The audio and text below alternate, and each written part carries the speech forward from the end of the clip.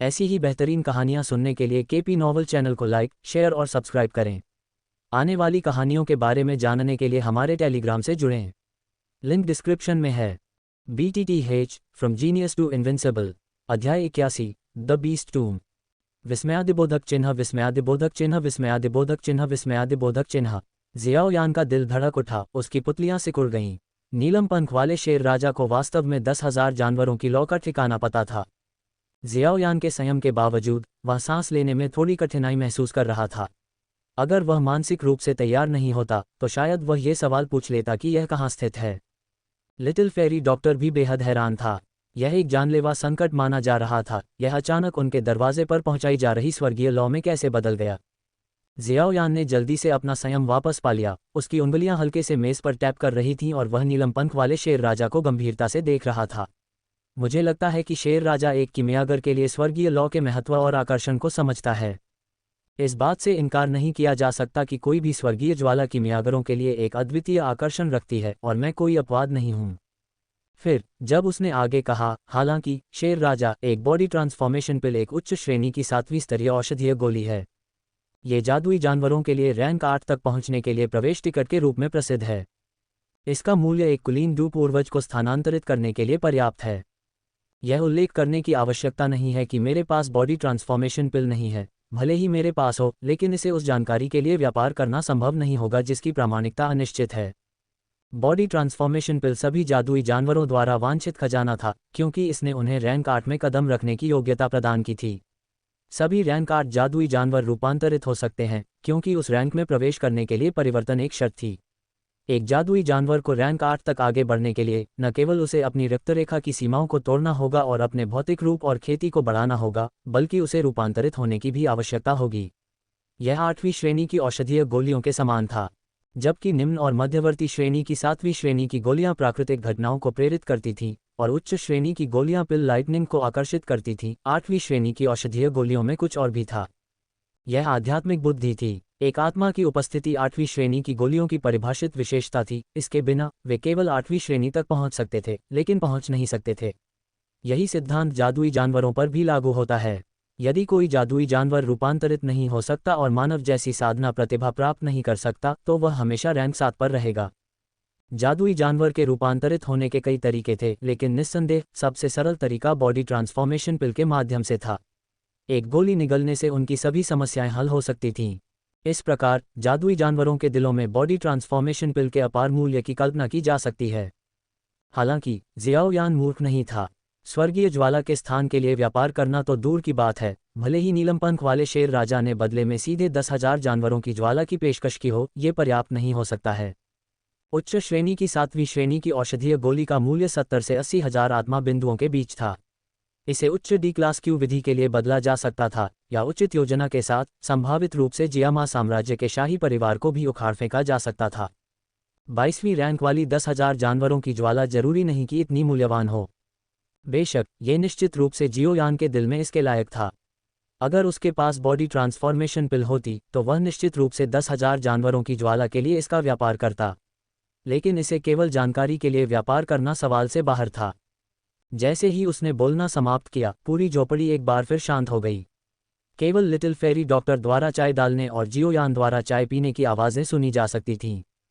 नीलम पंख वाले शेर राजा को जियाओयान ने पूरी तरह से गुमराह कर दिया था, अवचेतन रूप से यह स्वीकार करते हुए कि वह उसके बराबर है।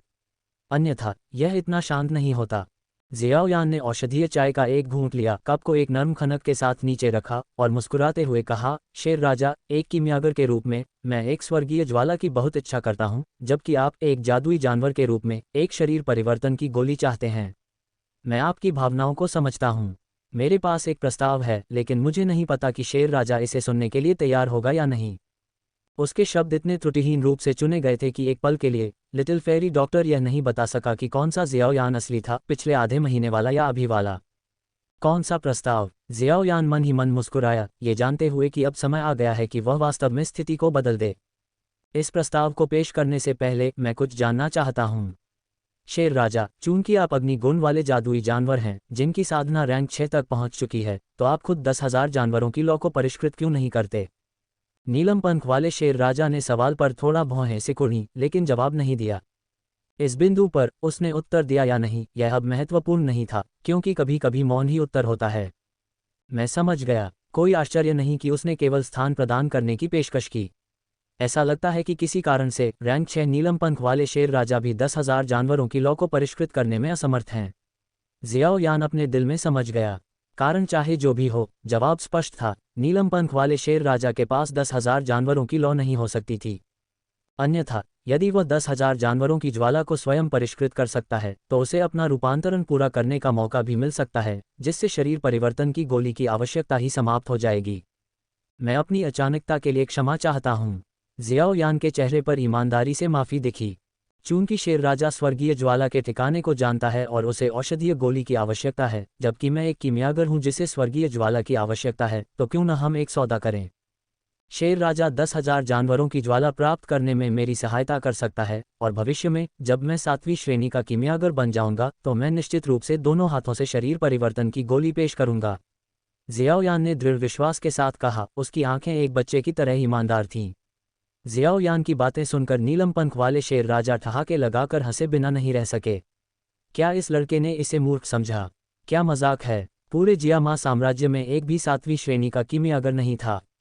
बच्चे, तुम सच में भ्रम में हो। तुम्हारे जियामा साम्राज्य का सबसे दुर्जय पिलकिंग गूहे भी मात्र 6ठी श्रेणी का कीमियागर है। तुम ये भी नहीं जानते कि तुम स्वयं 7वीं श्रेणी का कीमियागर बन सकते हो या नहीं, फिर भी तुम बिना बोए ही काटने की कोशिश कर रहे हो। इस जवाब से जियाओ यान नाराज या परेशान नहीं हुआ। इसके बजाय उसने गर्व से कहा, हे गूहे केवल पिलकिंग के रूप में स्वयं को घोषित करता है। एकमात्र 6ठी श्रेणी का कीमियागर पिलकिंग की उपाधि का दावा करने की हिम्मत करता है, ये केवल हास्यास्पद है। मैं जियाओ यान 2 महीने में 18 साल का हो जाऊंगा और पहले से ही 4थी श्रेणी का कीमियागर हूँ। अगर मैं स्वर्गीय ज्वाला प्राप्त कर सकता हूँ तो मैं निश्चित रूप से 5 साल के भीतर या कम से कम 3 साल के भीतर 7वें दर्जे का कीमियागर बन जाऊंगा। 3 से 5 साल लंबे समय तक जीवित रहने वाले शेर राजा के लिए एक छोटी सी झपकी से ज्यादा कुछ नहीं है। जियाओ यान का चेहरा गर्व से भरा हुआ था, एक ऐसा आत्मविश्वास जो दिखावा नहीं था। छोटी उम्र से ही वह एक विलक्षण व्यक्ति की आभा से घिरा हुआ था और यह गर्व वर्षों से जमा हुआ था। उसने हॉल ऑफ सोल्स के सोलपात को चुनौती देने और हुनहुजी के साथ सौदेबाजी करने की हिम्मत भी की थी। अंततः सोलपात चुनौती को पूरा किया और शून्यता भक्षण ज्वाला प्राप्त की। जब नालन यानरान उनकी सगाई को रद्द करने के लिए आया तो उसने उसे एक ही मुक्का से हरा दिया। उसका आत्मविश्वास उसकी ताकत और अनुभवों से उपजा था। अमेथिस्ट विंग लान किंग को जियाओ यान ने सच में धोखा दिया था। आखिरकार उसके तर्क में कुछ योग्यता थी। जियाओ यान की तो बात ही छोड़िए, भले ही गूहे स्वर्गीय ज्वाला प्राप्त कर ले, शायद वह भी जल्दी से एक बन सकता था 7वीं श्रेणी का कीमियागर। जियो यान ने जब देखा कि नीलम पंख वाला शेर राजा एक बार फिर चुप हो गया है तो वह थोड़ा मुस्कुराया और कहा, हमारा सामना सिर्फ मेरे लिए ही नहीं बल्कि शेर राजा के लिए भी तय है। मनुष्यों और जादुई जानवरों के बीच का रिश्ता सामंजस्यपूर्ण नहीं है और मुझे लगता है कि शेर राजा, आपके लिए बॉडी ट्रांसफॉर्मेशन पिल प्राप्त करने के अवसर बहुत कम और दूर दूर तक हैं। जादुई जानवरों के पास मजबूत शारीरिक शरीर होते हैं लेकिन कमजोर आत्माएं होती हैं। नतीजतन एक जादुई जानवर के लिए कीमियागर बनना बेहद दुर्लभ है।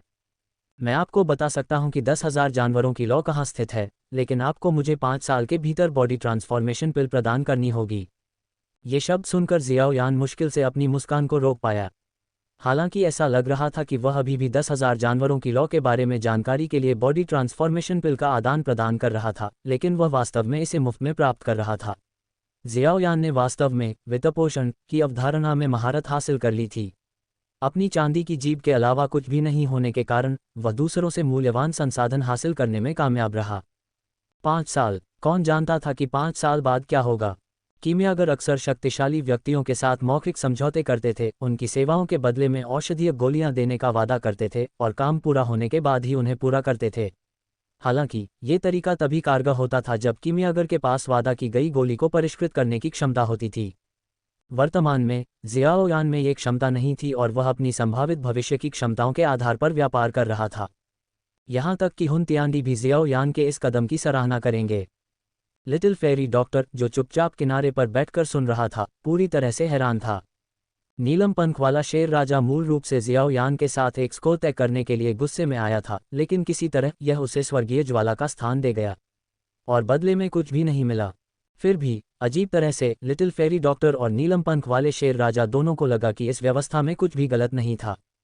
जियाओ यान धीरे से खड़ा हुआ और अपना हाथ आगे बढ़ाया। मैं हमारे सहयोग की आशा करता हूँ। अब शेर राजा, क्या तुम मुझे बता सकते हो कि तुमने 10,000 जानवरों की लॉ को खुद क्यों नहीं परिष्कृत किया? नीलम पंख वाले शेर राजा, अभी भी इस बात से अनजान कि उसे मात दी जा चुकी है, ने गंभीर स्वर में उत्तर दिया, क्योंकि 10,000 जानवरों की लॉ जानवर की कब्र के भीतर स्थित है। जानवरों की कब्र, जादुई जानवरों का कब्रिस्तान। ये पहली बार था जब जियोयान ने जादुई जानवर पर्वत श्रृंखला में ऐसी जगह के बारे में सुना था। उसे आश्चर्य हुआ। नीलम पंख वाले शेर राजा ने अपना सिर हिलाया। उस जगह का नाम सुनते ही इस रैंक 6 जादुई जानवर का चेहरा भी काला पड़ गया। वह एक युद्ध का मैदान है, एक ऐसी जगह जहां जादुई जानवर और इंसान कभी मौत तक लड़ते थे। अध्याय 82। अब तुम्हारी बारी है, माओ वो। युद्ध का मैदान। जियाओयान ने अपनी भौहें सिकोड़ लीं, यह महसूस करते हुए कि स्थिति जितनी दिख रही थी उससे कहीं ज्यादा जटिल थी। स्वर्गीय ज्वाला रैंकिंग के अभिलेखों के अनुसार 10,000 जानवरों की ज्वाला अनगिनत मृत जादुई जानवरों की आध्यात्मिक ऊर्जा और उनकी सामूहिक इच्छाओं से पैदा हुई थी। इसके निर्माण के लिए वास्तव में ऐसी जगह की आवश्यकता थी जहां जादुई जानवर बड़ी संख्या में मारे गए हों। हालांकि हाल ही में 10,000 जानवरों की ज्वाला के एक छोटे से हिस्से को अवशोषित करने के बाद जियाओयान को लगा कि इसका निर्माण इतना आसान नहीं था। अगर एक युद्ध जिसमें अनगिनत जादुई जानवरों की जान चली गई 10,000 जानवरों की ज्वाला पैदा कर सकता है, तो ऐसी ज्वाला का पैदा होना बहुत आसान होगा। इसके अलावा स्वर्गीय ज्वाला रैंकिंग में सूचीबद्ध स्थितियां सिर्फ एक नहीं थीं, ये संरक्षक जादुई जानवरों की संक्षिप्त इच्छाएं थीं जिन्होंने वास्तव में 10,000 जानवरों की ज्वाला का निर्माण किया। तो इसका एक ही उत्तर है, जानवरों की कब्र में 10,000 जानवरों की लौ अभी पैदा नहीं हुई है। जियोयान ने अपने मन में जल्दी से निष्कर्ष निकाला। 10,000 जानवरों की लौ हमारे जादुई जानवरों की पर्वत श्रृंखला की विरासत की लौ है, जिसे जादुई जानवरों के शासकों की लगातार पीढ़ियों द्वारा नियंत्रित किया जाता है। हर दशक में हम एक spirit flame body tempering convention आयोजित करते हैं, जहां सभी रैंक के जादुई जानवर प्रतिस्पर्धा करते हैं। विजेता को 10,000 जानवरों की लौ का बपतिस्मा मिलता है, नीलम पंख वाले शेर राजा ने खुलासा किया। यह रहस्य जियोयान के लिए अज्ञात था और यहाँ तक कि लिटिल फेरी डॉक्टर, जो वर्षों से किंगशान टाउन में रह रहा था, ने भी इसके बारे में कभी नहीं सुना था। हालांकि यह समझ में आता है, अगर जादुई जानवरों की पर्वत श्रृंखला में वास्तव में 10,000 जानवरों की लौ होती तो यह निस्संदेह जादुई जानवरों की होती। कई जानवर सम्राटों और औषधीय जड़ी बूटियों और आध्यात्मिक फलों से भरपूर एक अखंड पर्वत श्रृंखला के साथ रैंक 7 जादुई जानवरों की उपस्थिति आश्चर्यजनक नहीं थी। क्या शेर राजा ने spirit flame body tempering convention से 10,000 जानवरों की लौ प्राप्त की? जियोयान ने उत्सुकता से पूछा। नीलम पंख वाले शेर राजा ने अपना सिर हिलाया। उस युद्ध के कारण spirit flame body tempering convention 300 साल पहले समाप्त हो गया। जियोयान ने आखिरकार पूरी तस्वीर समझ ली, क्योंकि नीलम पंख वाले शेर राजा ने अपना वर्णन जारी रखा। 10,000 जानवरों की लौ हमेशा से ही मैजिक बीस्ट माउंटेन रेंज के जादुई जानवरों के कब्जे में रही थी, जिसे प्रत्येक पीढ़ी के सबसे शक्तिशाली लोगों द्वारा नियंत्रित किया जाता था। ये ठीक इसी लौ की वजह से था कि मैजिक बीस्ट माउंटेन रेंज के जादुई जानवर हमेशा असाधारण रूप से शक्तिशाली रहे थे। जियामा साम्राज्य सहित सभी आसपास के साम्राज्य और संप्रदाय उनके क्षेत्र पर अतिक्रमण करने की हिम्मत नहीं करते थे। नीलम शेर जन्मसार जैसी कीमती चीज का कब्जा जादुई जानवरों पर 10,000 जानवरों की लौ के प्रभाव का पर्याप्त प्रमाण था। हालांकि 3 शताब्दियों पहले एक 7वीं श्रेणी के कीमियागर ने 10,000 जानवरों की ज्वाला के अस्तित्व की खोज की और उसे जब्त करने की कोशिश की।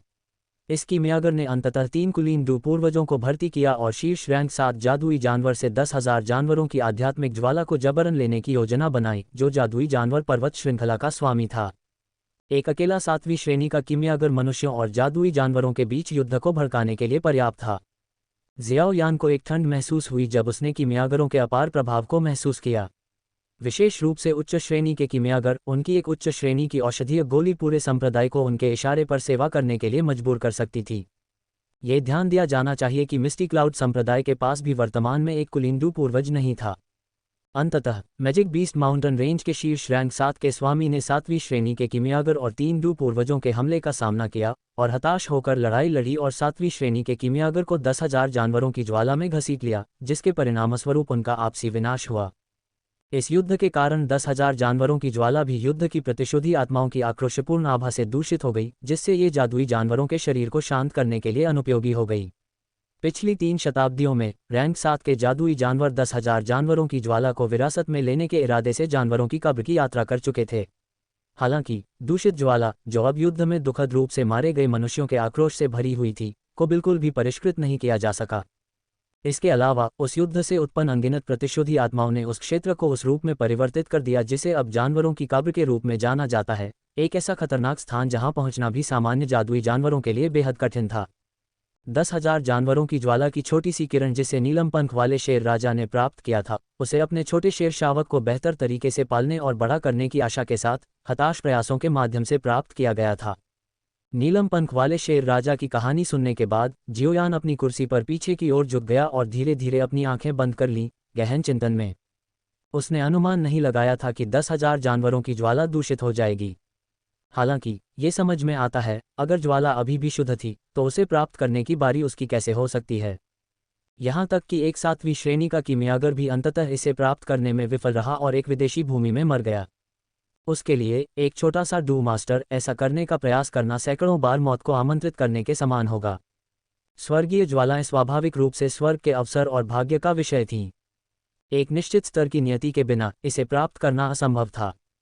काफी देर तक सोचने के बाद जियाओयान ने अपनी आंखें खोलीं, उनमें एक दृढ़ निश्चय चमक थी। उसने जल्दी से एक ब्रश और स्याही निकाली, एक सफ़ेद कागज के टुकड़े पर 1 दर्जन से ज़्यादा औषधीय सामग्री की सूची लिखी। छोटे परी डॉक्टर, यहाँ कुछ औषधीय सामग्री हैं। वे सभी छोटी घाटी में मिल सकती हैं। कृपया मुझे कुछ इकट्ठा करने में मदद करें, मुझे कुछ गोलियां परिष्कृत करने की ज़रूरत है। जियाओयान ने सामग्री की सूची वाला कागज़ छोटे परी डॉक्टर को सौंप दिया, जिसका औषधीय सामग्री के बारे में ज्ञान उसके अपने ज्ञान से प्रतिद्वंद्वी था। छोटी परी डॉक्टर ने यह सुना और महसूस किया कि जियाओयान 10,000 जानवरों की लौ प्राप्त करने के प्रयास में जानवरों की कब्र पर जाने का जोखिम उठाने का इरादा रखता है। वह कुछ कहना चाहती थी, लेकिन जब उसने उसकी आंखों में दृढ़ निश्चय देखा तो उसने उसे रोकने का विचार छोड़ दिया। हालांकि वे लंबे समय से एक दूसरे को नहीं जानते थे, लेकिन वह समझ गई थी कि एक बार जियाओयान ने किसी चीज़ पर अपना मन बना लिया तो वह निश्चित रूप से उसका पालन करेगा और कोई भी उसका मन नहीं बदल सकता। ठीक है, मैं उन्हें छोटी घाटी में खोजूंगी। लिटिल फेरी डॉक्टर ने सामग्री सूची ली, एक छोटी टोकरी उठाई और बाहर निकल गई।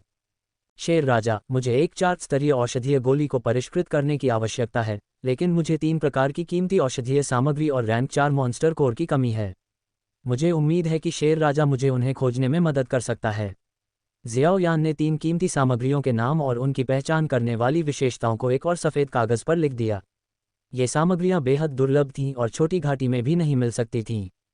हालांकि amethyst wing Lan king magic beast mountain range में विशाल क्षेत्र वाला रैंक 6 जादुई जानवर था। हालांकि यह छोटी घाटी औषधीय सामग्रियों से भरपूर थी, लेकिन एमेथिस्ट विंग लान किंग के डोमेन की तुलना में यह एक पोखर की तुलना एक महासागर से करने जैसा था। ये सुनकर एमेथिस्ट विंग लान किंग हंसा, उसकी आंखों में चालाकी की चमक थी। मैं इन सामग्रियों को खोजने में आपकी मदद क्यों करूं? जियाओयान ने अपनी नाक रगड़ी और हंसते हुए अपना सिर भी हिलाया। अपनी उंगली हिलाते ही उसके हाथ में एक गोली की रेसिपी आ गई। 4वीं श्रेणी की सनफ्लेम पिल, जिसमें सनफ्लेम ग्रास मुख्य घटक है। ये किसी के अग्निगुंडू क्यूई में सनफायर की एक किरण जोड़ सकती है। मुझे लगता है कि यह लिटिल लान किंग के लिए बहुत फ़ायदेमंद होगी। जियाओयान को अपनी बात पता थी। लिटिल लान किंग की ज़रूरतों को पूरा करके वह एमेथिस्ट विंग लान किंग पर प्रभावी रूप से बढ़त हासिल कर रहा था। एमेथिस्ट विंग लान किंग ये सुनकर मुस्कुराया। एक बुद्धिमान व्यक्ति के साथ बातचीत करना ताजगी देने वाला था। गोली की रेसिपी को दूर रखने के बाद एमेथिस्ट विंग लान किंग ने अपने पंख फैलाए और लिटिल लान किंग के साथ छोटी घाटी से बाहर उड़कर सामग्री इकट्ठा की। ओह, और लान किंग, कृपया अपनी गुफा के खजाने की तिजोरी से औषधीय कड़ाही भी ले आओ। इसे मुझे थोड़ी देर के लिए उधार दे दो, मेरी तो बस टूट गई। जियाओयान ने आसमान की ओर चिल्लाया। गुफा में अपनी पिछली घुसपैठ के दौरान उसने खजाने की तिजोरी में एक टियर 5 कीमिया कड़ाही देखी थी और उसे चुराना चाहता था, लेकिन उसके पास पर्याप्त समय नहीं था। ये सुनकर एमेथिस्ट विंग लान किंग अचानक हवा में रुक गया। खैर, कीमिया कड़ाही भी उसे ही प्रदान करनी थी। जियाओयान केवल गोली को परिष्कृत करने के लिए जिम्मेदार था, जबकि एमेथिस्ट विंग लान किंग को सनफ्लेम गोली के लिए सामग्री खुद ही जुटानी थी। एक डू मास्टर की ताकत वाला व्यक्ति वास्तव में रैंक 6 जादुई जानवर को नियंत्रित करने में सक्षम था। कोई कल्पना कर सकता है कि जादुई शब्द कीमियागर कितना महान था। जियाओयान के चेहरे पर मुस्कान जल्दी ही गायब हो गई जब उसने एमेथिस्ट विंग लान किंग को उड़ते हुए देखा। इस बार एमेथिस्ट विंग लान किंग द्वारा लाई गई जानकारी निश्चित रूप से उसके लिए एक बहुत बड़ा अवसर थी। हालांकि थोड़ी सी भी चूक अपरिवर्तनीय आपदा का कारण बन सकती है। अपनी हथेली को ऊपर की ओर करके माओवू शून्य से बाहर कूद गया और अपनी हथेली पर खड़ा हो गया। कुछ महीने पहले की तुलना में माओवू कुछ बड़ा हो गया था और उसके शरीर को ढकने वाली काली लौफर घनी हो गई थी। माओवू, इस बार हमारी सफलता या असफलता तुम पर निर्भर करती है। म्याओ इक्वल्स। शून्यता भक्षण ज्वाला का स्वामित्व, जो सब कुछ भस्म करने में सक्षम है, जियाओ यान के जानवर की कब्र पर जाने की हिम्मत का स्रोत था। राक्षस कोर के भीतर जानवर की नाराजगी को भस्म करने और मजबूत होने की माओवो की क्षमता दूषित 10,000 जानवर की ज्वाला को शुद्ध करने का सबसे प्रभावी साधन था। इसमें ये क्षमता थी। जियाओ यान को केवल यही चिंता थी कि माओवो अभी भी बहुत कमजोर था। ये बीज ज्वाला मात्र आधा वर्ष पहले ही अस्तित्व में आई थी और यह अभी भी अज्ञात थी कि क्या ये प्रदूषण को भस्म कर सकती है। शून्यता भक्षण ज्वाला, स्वर्गीय ज्वाला रैंकिंग में दूसरे स्थान पर। मुझे अपनी असली शक्ति दिखाओ। अध्याय 83, दूषित 10,000 जानवरों की ज्वाला। जियाओ यान ने फिर से ब्लैक डेमन कॉल्ड्रॉन निकाला, लेकिन इस बार उसने किसी भी औषधीय गोलियों को परिष्कृत करने की योजना नहीं बनाई थी। इसके बजाय उसने और अधिक बैंगनी ज्वाला की गोलियां गलाने का इरादा किया। 5 और बैंगनी ज्वाला की गोलियां गलाने के बाद नीलम शेर जन्मसार अपने मूल आकार के आधे से भी कम रह गया। जियाओ यान गुफा में चुपचाप बैठा रहा, धीरे धीरे अपनी मानसिकता और आध्यात्मिक शक्ति को समायोजित कर रहा था। इसके तुरंत बाद लिटिल फेरी डॉक्टर अपने द्वारा एकत्र की गई कई औषधीय जड़ी बूटियों के साथ वापस लौटी। अपने सामने रखी औषधीय सामग्री की सरणी को देखते हुए वह लिटिल फेरी डॉक्टर को देखकर थोड़ा मुस्कुराया और कहा, देखा, स्वर्ग कभी भी किसी व्यक्ति के लिए सभी रास्ते बंद नहीं करता है। कौन जानता है, हम 2 तरह की स्वर्गीय ज्वालाएं इकट्ठा कर सकते हैं। लिटिल फेरी डॉक्टर उसके चंचल रवैये को देखकर और भी चिंतित हो गई। उसने चिंता के साथ कहा, अगर यह वास्तव में खतरनाक है तो चलो कोई और तरीका सोचते हैं। चिंता मत करो, मैं ऐसा व्यक्ति नहीं हूं जो लापरवाही से काम करे। तुम बिल्कुल वैसी ही दिखती हो जो ऐसा करेगी। उसके इस जवाब पर जियाओ यान जोर से हंस पड़ा। ... आधे दिन बाद नीलम पंख वाला शेर राजा फिर से उतरा। इस बार वह एक लाल और नीले रंग की औषधीय कड़ाही लेकर आया। कड़ाही में कई सहायक औषधीय जड़ी बूटियां भरी हुई थीं और कुछ लकड़ी के बक्से थे जिनमें कई कीमती मुख्य सामग्री थी। जियाओ यान ने धीरे से लकड़ी के बक्सों में से एक खोला और एक सूक्ष्म सुगंध हवा में फैल गई, जिसने उसे तुरंत उत्साहित कर दिया, जैसे कि उसकी आत्मा को पोषण मिल रहा हो। वह जिस औषधीय गोली को परिष्कृत करने की योजना बना रहा था उसे सोल गार्ड पिल कहा जाता था, जो एक 4थी श्रेणी की औषधीय गोली थी। इस गोली को परिष्कृत करने की कठिनाई विशेष रूप से अधिक नहीं थी। सबसे कठिन काम 3 मुख्य सामग्रियों को प्राप्त करना था, जो सभी अत्यंत दुर्लभ आत्मा से संबंधित औषधीय जड़ी बूटियां थीं। यहां तक कि एमेथिस्ट विंगलान किंग, जिसने मैजिक बीस्ट माउंटेन रेंज के एक विशाल क्षेत्र को नियंत्रित किया था, को उन सभी को इकट्ठा करने में काफी समय लगा था। सोल गार्ड पिल का प्रभाव सरल और सीधा था। इसने आत्मा के चारों ओर एक सुरक्षा कवच बनाया, मन की रक्षा की और बुरी आत्माओं को आत्मा पर आक्रमण करने और चेतना पर कब्जा करने से रोका। जियाओ यान ने धन्यवाद में अपनी मुट्ठियां बंद की और बिना कोई शब्द बर्बाद किए औषधीय कड़ाही और सभी सामग्री को गुफा में ले गया। उसके पास पहले से ही 4 स्तरीय औषधीय गोलियों को परिष्कृत करने के 2 अनुभव थे। सनफ्लेम पिल एक निम्न श्रेणी की 4 स्तरीय औषधीय गोली थी और जियाओ यान को विश्वास था कि वह इसे सफलतापूर्वक परिष्कृत कर सकता है। हालांकि सोल गार्ड पिल ने अधिक चुनौती पेश की। हालांकि यह भी एक निम्न श्रेणी की 4 स्तरीय औषधीय गोली थी, लेकिन ये पहली बार था जब उसने आत्मा से संबंधित गोली को परिष्कृत किया था।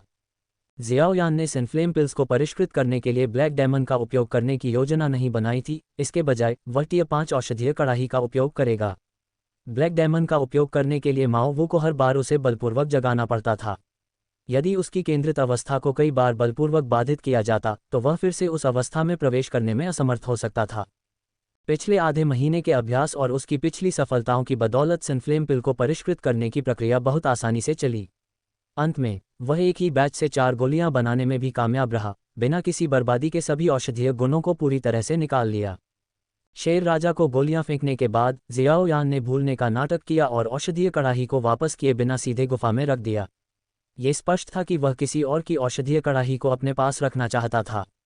ओह, चलो पहले स्पिरिट हॉट गैदरिंग सोल तकनीक की साधना शुरू करते हैं। जियाओ यान को हर बार अपनी आध्यात्मिक शक्ति समाप्त होने पर स्पिरिट हॉट गैदरिंग सोल तकनीक की साधना करने की आदत हो गई थी, क्योंकि इससे उसकी साधना की गति कुछ हद तक बढ़ सकती थी। उसका साधना सत्र पूरे दिन और रात तक चला। जब उसने फिर से अपनी आंखें खोलीं तो उसे स्पष्टता का एहसास हुआ और उसके आसपास के बारे में उसकी धारणा बदल गई थी। अप्रत्याशित रूप से जियाओ यान ने भाग्य के एक झटके से एक अद्भुत स्थिति में प्रवेश किया था। स्पिरिट हॉट गैदरिंग सोल तकनीक महारत के एक छोटे स्तर पर पहुंच गई है। यह अभी भी प्रमुख महारत से एक कदम दूर है। जियाओ यान की आंखें तेज हो गईं क्योंकि ब्लैक डेमन कॉल्ड्रॉन से काली लौ की एक लौ तुरंत प्रज्वलित हुई। बिजली की गति से उसने पहले से तैयार की गई सोल गार्ड पिल के लिए सामग्री को पकड़ लिया और अपनी वर्तमान स्पष्टता की स्थिति का लाभ उठाते हुए कीमिया प्रक्रिया शुरू कर दी। इस बार उसने अप्रत्याशित रूप से पूर्ण एकाग्रता की स्थिति में प्रवेश करने और काले दानव के नियंत्रण से मुक्त होने की अपनी क्षमता पर भरोसा किया। उसने काले दानव पर विजय प्राप्त कर ली थी और अब वह उस पर पूरी तरह से नियंत्रण कर चुका था। उसके हाथ चपलता से चले, उसकी 10 उंगलियां शुद्ध सफ़ेद आत्मा ऊर्जा के धागे फैला रही थीं। इस क्षण जियाओ यान एक कठपुतली मास्टर में बदल गया, क्योंकि उसकी फुर्तीली उंगलियां काली लपटों को नियंत्रित कर रही थीं। आग उसकी कठपुतली बन गई थी, उसकी उंगलियां नाच रही थीं। अंत में 2 सोल गार्ड गोलियां उसकी आग की वाल्स के तहत 2 कुरकुरी आवाज़ों के साथ गोली की बोतल में गिर गईं। आत्मा को लुभाने वाली खुशबू तुरंत गुफा से बाहर आ गई। इन 2 सोल गार्ड गोलियों के सफल शोधन के साथ जियाओ यान ने 4 स्तरीय औषधीय गोलियों को परिष्कृत करने की क्षमता में पूरी तरह से महारत हासिल कर ली थी। वह अब किसी भी 4 स्तरीय कीमियागर के बराबर था। निहिलिटी डिवोरिंग फ्लेम की सहायता से भी यह आश्चर्यजनक था कि 18 वर्ष से कम आयु का 5 सितारा डू मास्टर 4 स्तरीय कीमियागर हो सकता है। अगर यह खबर फैलती तो कोई भी इस पर विश्वास नहीं करता। लिटिल फेरी डॉक्टर और लिटिल लान किंग की तो बात ही छोड़िए, यहाँ तक कि एमेथिस्ट विंग लान किंग को भी इस गोली की खुशबू को सूंघने पर सिहरन महसूस हुई। गुफा में जियो यान को देखते ही उसकी आंखें सिकुड़ गईं, उसके प्रति उसका सम्मान कई पायदान ऊपर उठ गया। अपने कई 100 साल के जीवन में मैंने कभी इतने कम उम्र के 4 स्तरीय कीमियागर के बारे में नहीं सुना। ये लड़का वास्तव में एक प्रतिभाशाली व्यक्ति है, उसका गुरु कोई साधारण व्यक्ति नहीं होना चाहिए। जियो यान ने अपनी स्टोरेज रिंग में सब कुछ पैक किया और एक तेज गति से अपना सोल रोब निकाला और उसे अपने ऊपर डाल लिया। न केवल उसे अपनी आध्यात्मिक शक्ति में कोई कमजोरी महसूस नहीं हुई, बल्कि गोलियों को परिष्कृत करने के बाद वह और भी अधिक ऊर्जावान महसूस करने लगा। शेर राजा, खोने का कोई समय नहीं है। जियो यान की पीठ पर बैंगनी बादल के पंख दिखाई दिए। उसकी बढ़ी हुई आध्यात्मिक शक्ति के साथ पंख और भी अधिक जीवंत लग रहे थे, लगभग एक असली बैंगनी बादल काले अग्नि ईगल के पंखों से अप्रभेद्य। मैं भी जा रहा हूँ, लिटिल फेरी डॉक्टर ने दृढ़ता से कहा। लिटिल फेरी डॉक्टर, आपको यहाँ रहने की ज़रूरत है। अगर कुछ भी होता है तो आपको तुरंत घाटी छोड़ देनी चाहिए, जियो यान ने उसके कान के पास फुसफुसाया। लेकिन अगर वास्तव में कुछ गलत हो जाता है तो कम से कम अभी भी कोई होगा जो मुझे बचा सकता है। अगर शेर राजा और मैं समय पर वापस नहीं आते हैं तो जिया नान अकादमी जाओ और जियो जुनेर नाम की लड़की को ढूंढो। उसके पास मुझे बचाने का कोई रास्ता होगा, जियो यान ने गंभीरता से निर्देश दिया। जियो यान जानता था कि जुनेर की पृष्ठभूमि सरल नहीं थी। अगर वाकई सबसे बुरा हुआ और एमेथिस्ट विंग लान किंग भी बच नहीं पाया तो शायद सिर्फ जुनेर ही उसे बचा पाएगी। जब उसने उसकी बातें सुनी तो लिटिल फेरी डॉक्टर सिर्फ असहाय होकर आहें भर सकी और सहमति में सिर हिलाया। स्वाभाविक रूप से लिटिल लान किंग बीस्ट टूम जैसी खतरनाक जगह पर जाने का जोखिम नहीं उठाएगा, सिर्फ जियो यान और एमेथिस्ट विंग लान किंग ही जा सकते हैं। यून यून ने कभी नहीं सोचा होगा कि 1 महीने पहले उसने और जियो यान ने लान किंग की खोह में हंगामा मचाया था, लिटिल लान किंग को घायल कर दिया था और एमेथिस्ट लान बर्थ एसेंस और पर्पल स्पिरिट क्रिस्टल चुरा लिया था। अब लान किंग बीस्ट टूम से 10,000 बीस्ट फ्लेम प्राप्त करने के लिए जियो यान के साथ मिलकर काम करेगा। भाग्य के उतार चढ़ाव वास्तव में बहुत ही भयानक थे, अप्रत्याशित। आकाश में उड़ते हुए जियाओ यान ने एमेथिस्ट विंग लान किंग के पीछे पीछे चलते हुए मैजिक बीस्ट माउंटेन रेंज में पूर्वी छोर की ओर गहराई में प्रवेश किया। वह लान किंग की सुरक्षा में निडर होकर आकाश में उड़ता रहा। वे दोनों बादलों के एक समूह से गुजरे और मैजिक बीस्ट माउंटेन रेंज के सबसे गहरे हिस्से में एक चट्टान पर पहुंचे। जैसे ही जियाओ यान ने धुंध के बीच नीचे देखा, वह अपने सामने के दृश्य को देखकर पूरी तरह से स्तब्ध रह गया। चट्टान के नीचे धुंध भरे घाटी के बेसिन में जहां तक नजर जाती थी, हड्डियां जमीन पर बिखरी हुई थीं, यहां तक कि पहाड़ों में भी ढेर लग गए थे। हड्डियों के इन ढेरों में सभी प्रकार के कंकाल अवशेष थे, मानव हड्डियां और विभिन्न जादुई जानवरों के कंकाल। कुछ जादुई जानवरों के कंकाल केवल एक मानव सिर के आकार के थे, जबकि अन्य 10 मीटर से अधिक ऊंचे थे। जमीन पर बिखरे हुए कई हथियार, कवच, रत्न, औषधीय कड़ाही और यहां तक कि हुई विधि स्क्रॉल भी थे। हालांकि ये सभी वस्तुएं पहले से ही जीर्ण शीर्ण अवस्था में थीं, जो केवल स्क्रैप में बदल गई थीं। क्या ये सब सालों पहले की उस लड़ाई से हैं? जियाओ यान की पुतलियां सिकुड़ गईं क्योंकि उसने अपने सामने जमीन को ढंकने वाली हड्डियों को देखा। ये वास्तव में भयानक था। एक अकेले 7वें स्तर के कीमियागर ने ऐसा दृश्य पैदा कर दिया था। उसकी आंखों के सामने चट्टान घाटी बेसिन शायद 300 साल पहले की उस लड़ाई का परिणाम था। 300 साल पहले पूरे मैजिक बीस्ट माउंटेन रेंज के लगभग सभी जादुई जानवरों ने 10,000 जानवरों की लौ की रक्षा के लिए उस युद्ध में भाग लिया था। हालांकि परिणाम को पूरी जीत नहीं कहा जा सकता था, एमेथिस्ट विंग लान किंग ने समझाया। इसने उस समय भी लड़ाई में भाग लिया था, लेकिन उस समय यह अभी तक रैंक 6 तक नहीं पहुंचा था और मुख्य बल का हिस्सा नहीं था। संपूर्ण मैजिक बीस्ट माउंटेन रेंज के जादुई जानवर, और फिर भी वे केवल संकीर्ण रूप से जीते थे। यहाँ तक कि जियामा साम्राज्य के लिए सबसे बड़ा खतरा सांप लोग जनजाति भी उस समय की मैजिक बीस्ट माउंटेन रेंज की तुलना में शायद फीकी थी। चलो अंदर चलते हैं। जियोयान ने एक गहरी सांस ली और धीरे धीरे अपने डूक्यू को घुमाया। उसकी नज़र अतुलनीय रूप से तेज हो गई। मैं केवल आपको बीस्ट टूम तक लाने के लिए जिम्मेदार हूँ। नीलम पंख वाले शेर राजा ने सीधे जियोयान के प्रस्ताव को अस्वीकार कर दिया। ये केवल 10,000 जानवरों की लॉ के स्थान के बारे में जानकारी प्रदान करने के लिए सहमत हुआ था, उसे प्राप्त करने में मदद करने के लिए नहीं। जियाओयान ने हंसते हुए कहा, शेर राजा, तुम समझदार नहीं हो। तुमने कहा था कि तुम मुझे बताओगे कि 10,000 जानवरों की लॉ कहाँ स्थित है। यहाँ लॉ की एक भी झिलमिलाहट नहीं है। मुझे कैसे पता चलेगा कि तुम मुझे धोखा नहीं दे रहे हो? कम से कम तुम मुझे ऐसी जगह ले चलो जहाँ मैं 10,000 जानवरों की लॉ देख सकूं। मैं रास्ते में होने वाली किसी भी चीज़ में हस्तक्षेप नहीं करूंगा।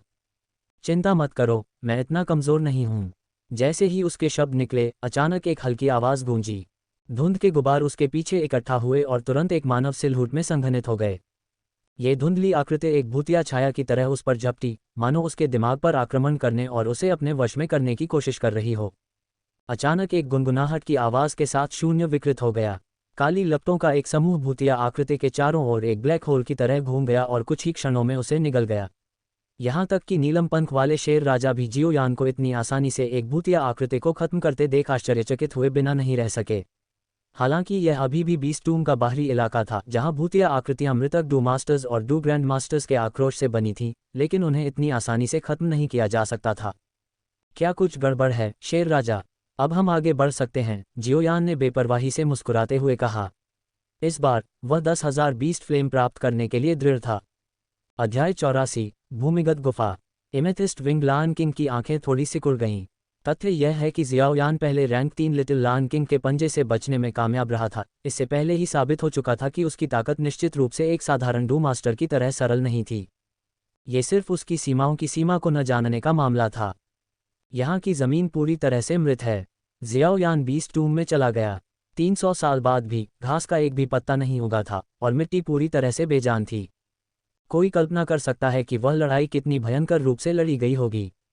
Xiaoyan amethyst wing lion king के पीछे पीछे चला गया और जैसा कि लायन किंग ने कहा था, वह बिल्कुल भी हस्तक्षेप नहीं करेगा। अगर बॉडी ट्रांसफॉर्मेशन पिल न होती तो एमेथिस्ट विंग लायन किंग कभी भी किसी इंसान के साथ सहयोग नहीं करता। या यूं कहें कि पूरे मैजिक बीस्ट माउंटेन रेंज के जादुई जानवरों में इंसानों के प्रति कोई सद्भावना नहीं थी।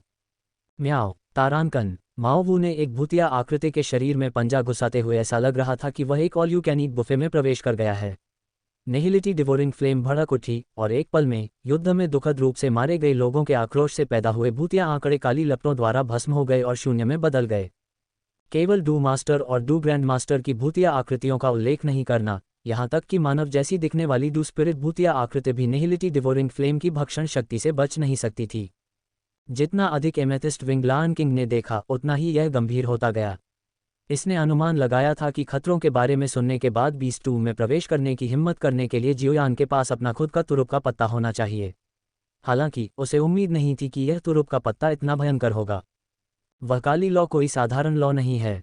नीलम पंख वाले शेर राजा को यह बात हैरान कर रही थी कि काली लॉ स्पष्ट रूप से बहुत कमज़ोर थी।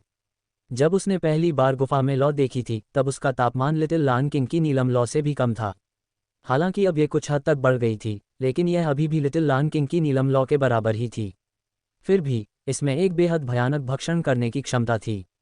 वे परेशान करने वाली भूतिया आकृतियां एक बार काली लॉ के जरा से भी छू जाने पर पूरी तरह से भस्म होने के भाग्य से शायद ही बच पाती। ये जानना चाहिए कि रैंक 6 नीलम पंख वाले शेर राजा भी जानवर की कब्र में प्रवेश करने के लिए तैयार नहीं थे, क्योंकि इन भूतिया आकृतियों से निपटना बेहद मुश्किल था। एक बार जब वे किसी से जुड़ जाते थे तो वे आत्मा को असहनीय दर्द देते थे, जिससे मन में दर्दनाक यादों की बाढ़ आ जाती थी। अगर कोई व्यक्ति समय के साथ इन यादों को बहुत ज़्यादा जमा कर लेता है तो वह अपनी पहचान खो सकता है और पूरी तरह से कोई और बन सकता है। आखिरकार Xiaoyan amethyst wing lion king के मार्गदर्शन में एक विशाल खाई पर पहुंच गया। यह क्षेत्र कभी जमीन का एक विशाल विस्तार था, लेकिन 300 साल पहले डू पूर्वजों की लड़ाई के दौरान यह बिखर गया था, जिससे जमीन में एक बहुत बड़ी दरार बन गई थी। दूर तक देखने पर दरार अथाह लग रही थी, जो 10 मील तक फैली एक अथाह गहरी खाई जैसी लग रही थी। इसे देखकर किसी की भी रीढ़ में सिहरन दौड़ जाती थी। ये दरार 10,000 जानवरों की लौ के कारण बनी थी। मैजिक बीस्ट माउंटेन रेंज के भगवान द्वारा 7वें स्तर के कीमियागर के साथ मिलकर नष्ट होने के बाद लॉ का कोई मालिक नहीं रहा। नतीजतन भयानक लपटें अनियंत्रित रूप से भड़क उठीं, जिससे घाटी बन गई जो अब उनके सामने थी। विस्फोटित 10,000 जानवरों की ज्वाला जमीन पर गिर गई थी, जिससे पृथ्वी पिघल गई और यह अथाह खाई बन गई। यह एक स्वर्गीय ज्वाला की असली शक्ति है। यह असंख्य जादुई जानवरों की रक्षा कर सकती है और अपने रास्ते में आने वाली हर चीज़ को नष्ट कर सकती है। और यह केवल 22वीं रैंक वाली 10,000 जानवरों की ज्वाला थी। अगर जियोयान की अंगूठी में हड्डी को ठंडा करने वाली ज्वाला को उसके पिछले मालिक द्वारा परिष्कृत और भंडारण रिंग के भीतर सील नहीं किया गया होता, तो एक बार पूरी तरह से विस्फोट होने पर यह दर्जनों मील के क्षेत्र को जमी हुई बंजर भूमि में बदल सकती थी। माओ वो खाना बंद करो। इन निम्न स्तरीय आक्रोशों का अब तुम पर ज्यादा असर नहीं होता। जियोयान ने मियाओवू को इशारा किया, जो खुशी से दावत उड़ा रही थी जैसे कि बुफे में हो। म्याओ। माओवू ने प्रसन्नतापूर्वक चीख निकाली और शून्य से होते हुए जियाओयान के पास वापस आ गया। ये निम्न स्तरीय भूतिया आकृतियां मॉन्स्टर कोर के भीतर मौजूद जानवरों के आक्रोश जितनी पौष्टिक नहीं थीं। जियाओयान ने अनुमान लगाया था कि स्वर्गीय ज्वाला का इन दुष्ट आत्माओं पर एक मजबूत दमनकारी प्रभाव होगा, लेकिन उसने यह उम्मीद नहीं की थी कि प्रभाव इतना अच्छा होगा। एक बार क्रूर और भयानक भूतिया आकृतियां अब उसके पास जाने की हिम्मत भी नहीं करती थीं। हालांकि उनमें बुद्धि की कमी थी, लेकिन उनमें निहिलिटी भक्षण ज्वाला का सहज भय विकसित हो गया था। वास्तव में दूसरे स्थान पर रहने वाली निहिलिटी भक्षण ज्वाला की बीज ज्वाला होने के योग्य। अगर यह सिर्फ इसकी बीज ज्वाला की शक्ति है, तो असली निहिलिटी भक्षण ज्वाला की शक्ति कैसी होगी? जियाओयान सोचने से खुद को रोक नहीं सका। चलो चलते हैं। इन शब्दों के साथ नीलम पंख वाले शेर राजा ने जियाओयान को लिया और उनके सामने खाई में कूद गया। वे दोनों एक पल में अंधेरे में गायब हो गए। जैसे ही जियाओयान नीलम पंख वाले शेर राजा का पीछा करते हुए नीचे की ओर गहरी खाई में गया, उसने एक आग की छड़ी जलाई और पाया कि नीचे की जगह ऊपर की दरार से भी ज्यादा विस्तृत थी। इसके अलावा इस भूमिगत क्षेत्र में कई सुरंगें फैली हुई थीं। अकेले अंदर जाने का मतलब इस भूल भुलैया में खो जाना था। इन सुरंगों को पिछले 300 सालों में अनगिनत जादुई जानवरों ने खोदा था, सभी 10,000 जानवरों की लौ की तलाश में। केवल जादुई जानवर पर्वत श्रृंखला के जादुई जानवर ही इसके सटीक स्थान को समझ सकते हैं। भले ही आपको पता हो कि 10,000 जानवरों की लौ यहाँ है, आप इसे कभी भी अपने आप नहीं पा सकेंगे, नीलम पंख वाले शेर राजा ने गर्व से कहा। जियाओयान ने शेर राजा को एक तरफ से देखा। वह लगभग बेवकूफ़ बन चुका था। जादुई जानवर के बिना 10,000 जानवरों की लौ का पता लगाना असंभव होता। कोई आश्चर्य नहीं कि आत्माओं के हॉल के लोगों ने इसके अस्तित्व के बारे में केवल अफवाहें सुनी थीं, लेकिन कभी भी इसका स्थान निर्धारित नहीं कर पाए। जियाओयान की नाक फड़कने लगी क्योंकि उसे एक लुभावनी खुशबू की गंध आई। स्रोत की ओर देखते हुए उसने कहा, ओह, यह 100 साल का पृथ्वी गैनोडर्मा है। लगभग 2 हथेलियों के आकार का एक बड़ा पृथ्वी गैनोडर्मा गुफा के एकांत कोने में चुपचाप पनप रहा था। अगर उसकी गंध की तीव्र भावना और औषधीय जड़ी बूटियों की खुशबू के प्रति बढ़ी हुई संवेदनशीलता न होती, तो वह इस कीमती घटक को अनदेखा कर सकता था। 100 साल का पृथ्वी गैनोडर्मा शीर्ष 4 स्तरीय स्पिरिट ब्रेकिंग पिल को परिष्कृत करने के लिए उपयोग की जाने वाली मुख्य सामग्री में से एक था। जैसा कि नाम से पता चलता है, गोली का प्रभाव डू स्पिरिट क्षेत्र में सफलता की दर को बढ़ाना था, जिसमें गोली की गुणवत्ता के आधार पर सुधार की डिग्री अलग अलग थी। अपने होठों को चाटते हुए जियाओयान ने सावधानी से एक हथौड़ा और एक छेनी निकाली और मिट्टी को सावधानी से छील दिया। औषधीय जड़ी बूटियों की कटाई करते समय मुख्य भाग को नुकसान न पहुंचाना महत्वपूर्ण था। जड़ी बूटी को कोई भी नुकसान न केवल इसके औषधीय गुणों को कम करेगा, बल्कि गोली शोधन प्रक्रिया के दौरान त्रुटियों की संभावना को भी बढ़ाएगा। उसने खुदाई से प्राप्त 100 साल की पृथ्वी गैनोडर्मा को अत्यंत सावधानी से अपने भंडारण रिंग में रखा, फिर भूमिगत गुफाओं के जटिल नेटवर्क का सर्वेक्षण किया और उत्साह से कहा, क्या यह एक खजाना हो सकता है? ऊपर के बंजर बेजान परिदृश्य से जियाओयान ने शुरू में अनुमान लगाया था कि भूमिगत एक समान रूप से खतरनाक और उजाड़ क्षेत्र होगा। उसके आश्चर्य के लिए ये खजाने का एक छिपा हुआ भंडार निकला। एक स्वर्गीय ज्वाला का जन्मस्थान स्वाभाविक रूप से विभिन्न दुर्लभ खजाने का उत्पादन करता है। हालांकि यह वह स्थान नहीं था जहां 10,000 जानवरों की लौ का जन्म हुआ था, लेकिन पिछले 300 वर्षों से यहां इसकी मौजूदगी ने इस क्षेत्र को पोषित किया है, जिससे ये कीमती सामग्रियों के विकास के लिए और भी अनुकूल हो गया है। पिछले 3 शताब्दियों में कई जादुई जानवर 10,000 जानवरों की लौ की तलाश में इस भूमिगत क्षेत्र में आए थे, ताकि वे अपने शरीर को संयमित कर सकें और अपनी रक्त रेखा की सीमाओं को तोड़ सकें। ये जादुई जानवर अक्सर अपने शरीर पर औषधीय जड़ी बूटियों के बीज रखते थे, जो इस वातावरण में जड़ जमाते और पनपते थे। 10,000 जानवरों की लौ की मौजूदगी के साथ ये जगह दुर्लभ खजानों और विदेशी जड़ी बूटियों का खजाना बन गई। एक पल के लिए जियाओयान इतना उत्साहित हो गया कि उसे यहाँ की हर इंच मिट्टी खोदने का मन हुआ। हालांकि जैसे ही वह अपनी भरपूर फसल की खुशी में डूबा हुआ एक धुन गुनगुना रहा था, अचानक और चुपचाप एक काली आकृति उसके पीछे की मिट्टी से उभरी। एक विषैला सांप जो केवल एक हाथ जितना मोटा था अचानक बाहर निकला तथा अपने तीखे नुकीले दांत दिखाते हुए उसकी गर्दन के पीछे की ओर झपटा। एकमात्र रैंक 2 जादुई जानवर मुझ पर घात लगाने की हिम्मत कैसे कर सकता है? विस्मयादिबोधक चिन्ह उद्धरण चिन्ह। जियोयान ने व्यंग्य किया और घूम गया, उसकी पांचों उंगलियां एक पंजे की तरह बन गईं और उसने सांप के महत्वपूर्ण बिंदु को पकड़ लिया। उसकी हथेली से तुरंत काली लपटें फूट पड़ीं, भयानक रूप से उच्च तापमान ने रैंक 2 के विषैले सांप को कोयले में बदल दिया। उसकी आध्यात्मिक शक्ति पहले से ही एक शीर्ष 4 स्तरीय कीमियागर के बराबर थी। उस पर घात लगाना कोई आसान काम नहीं था। इसके अलावा खुद एक कीमियागर के रूप में वह जानता था कि जादुई जानवर निश्चित रूप से वहां मौजूद होंगे जहां स्वर्गीय खजाने मौजूद थे। ये जादुई जानवर पर्वत श्रृंखला की सबसे गहरी पहुंच में विशेष रूप से सच था, जहां कई जादुई जानवरों का अस्तित्व निश्चित था। इस तरफ नीलम पंख वाले शेर राजा ने शांति से उन शब्दों को कहने से पहले केवल एक सरसरी नजर डाली और बाईं ओर बढ़ गया।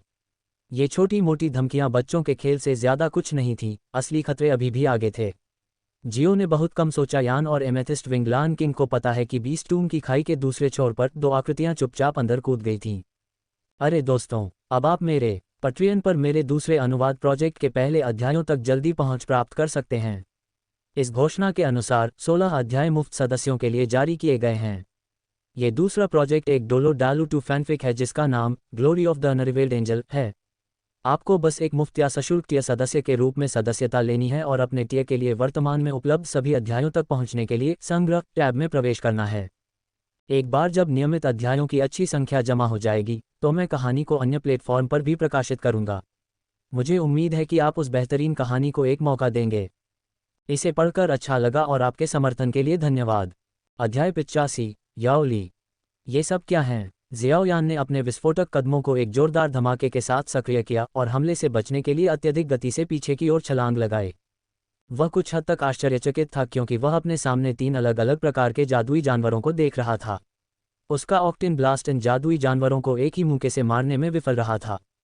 अगर एमेथिस्ट विंगलान किंग को उसके विचार पता होते तो वह उसका मजाक उड़ाता। एक साधारण डू मास्टर रैंक 3 जादुई जानवरों को एक ही शॉट में मारना चाहता था। क्या वह अपना दिमाग खो चुका था? यहाँ तक कि जब किसी के दायरे से ऊपर लड़ने की बात आती है तो भी कोई इसे कितनी दूर तक धकेल सकता है, इसकी सीमाएं होती हैं। ये जादुई जानवर वे हैं जो पिछले 300 सालों में 10,000 जानवरों की लौ की तलाश में जानवरों की कब्र में घुसे थे। बिना किसी अपवाद के वे सभी लौ को पा गए, लेकिन इसकी दूषित ऊर्जा से भ्रष्ट हो गए। उनकी आत्माएं जानवरों की कब्र की भूतिया आकृतियों में विलीन हो गईं, जिससे वे जानवरों के गुलाम बन गए। नीलम पंखों वाले शेर राजा ने समझाया, क्योंकि उसने अपना शरीर सिकोड़ लिया, दीवार के सहारे झुक गया और चुपचाप जियाओयान पर हमला होते हुए देखा। उसने मदद करने का कोई इरादा नहीं दिखाया। उसे व्यावहारिक रूप से एक दर्शक के रूप में अपनी भूमिका पूरी करने के लिए बस कुछ पॉपकॉर्न की कमी थी। कोई आश्चर्य नहीं कि उनके शरीर इतने मजबूत हैं। यहाँ तक कि मेरे द्वारा पूर्णता से विकसित ऑक्टेन ब्लास्ट भी उनके शरीर को चकनाचूर नहीं कर सकता। ये जादुई जानवर 10,000 जानवरों की लौ के स्थान पर पहुंच गए थे और इससे मजबूत हो गए थे। हालांकि अंत में वे लौ को विरासत में पाने में विफल रहे और इसके बजाय उनकी आत्माएं मिट गईं और वे लौ के गुलाम बन गए। ऑक्टेन ब्लास्ट की शक्ति को पूर्ण महारत के साथ विकसित किया गया, जो कि प्रवेश स्तर के डी क्लास डू तकनीक के बराबर थी। हालांकि जियाओयान की साधना का स्तर उच्च नहीं था, लेकिन उसकी युद्ध शक्ति एक औसत रैंक 3 जादुई जानवर से अधिक थी। ऑक्टेन ब्लास्ट की विस्फोटक छिपी शक्ति कुछ कमजोर रैंक 3 जादुई जानवरों को तुरंत मार सकती थी। पागल शेर का जाप। डूक्यूई लबादे जैसी ऊर्जा की एक परत ने उसके पूरे शरीर को ढंक लिया। अपनी स्टोरेज रिंग को हिलाने के साथ ही उसके हाथ में भारी जुबान शासक प्रकट हुआ। जैसे ही उसकी एकाग्रता बढ़ी, उसकी हथेली ने भारी जुबान शासक को कसकर पकड़ लिया। उसके शरीर के भीतर क्यूई चक्रवात से डूक्यूई के धागे बहने लगे, जो युद्ध के लिए आवश्यक शक्ति प्रदान करने के लिए उसके माध्यम से बह रहे थे। इस पल में जियाओयान पूरी तरह से बदल गया। वह अपने हाथ में भारी जुबान शासक के साथ लंबा और प्रभावशाली खड़ा था। शासक के विशाल वजन ने उसे एक पहाड़ की तरह अचल बना दिया, इस दुनिया में किसी भी चीज से अधिक। दहाड़ दहाड़ दहाड़। मगरमच्छ जैसा दिखने वाला एक जानवर गुलाम चारों पैरों पर आगे बढ़ा। उसके शल्क ठंडी रोशनी से चमक रहे थे, मानो किसी भी हमले को झेलने में सक्षम हो। जियाओयान की आंखें सिकुड़ गईं क्योंकि उसकी आध्यात्मिक शक्ति बाहर की ओर बढ़ गई। उसकी बड़ी हुई धारणा में दुनिया बहुत अलग दिखाई दी। हमलावर जानवर गुलाम की हरकतें धीमी होती दिख रही थीं और उसकी रक्त वाहिकाओं का प्रवाह स्पष्ट रूप से दिखाई देने लगा। एक कोमल लिफ्ट के साथ उसने दोनों हाथों से भारी जुबान शासक को कसकर पकड़ लिया और एक सरल ऊपर की ओर वार किया। कोई फैंसी तकनीक नहीं थी, बस एक सीधा अलंकृत ऊपर की ओर वार। एक जबरदस्त भारी धमाका हुआ जब वार जानवर गुलाम के जबड़े से टकराया, उसे हवा में उछाल दिया और उसके बिना कवच वाले पेट को उजागर कर दिया। एक तेज बदलाव में उसके दाहिने हाथ ने अपने पिछले जीवन से ब्लैक टाइगर स्टील सॉर्ड तकनीक के समान एक पंजा बनाया और उसे जानवर गुलाम के पेट में घुसा दिया। काली लपटें एक फुसफुसाहट के साथ फूट पड़ीं और जानवर दास के भीतर से एक तीखी भूतिया चीख निकली।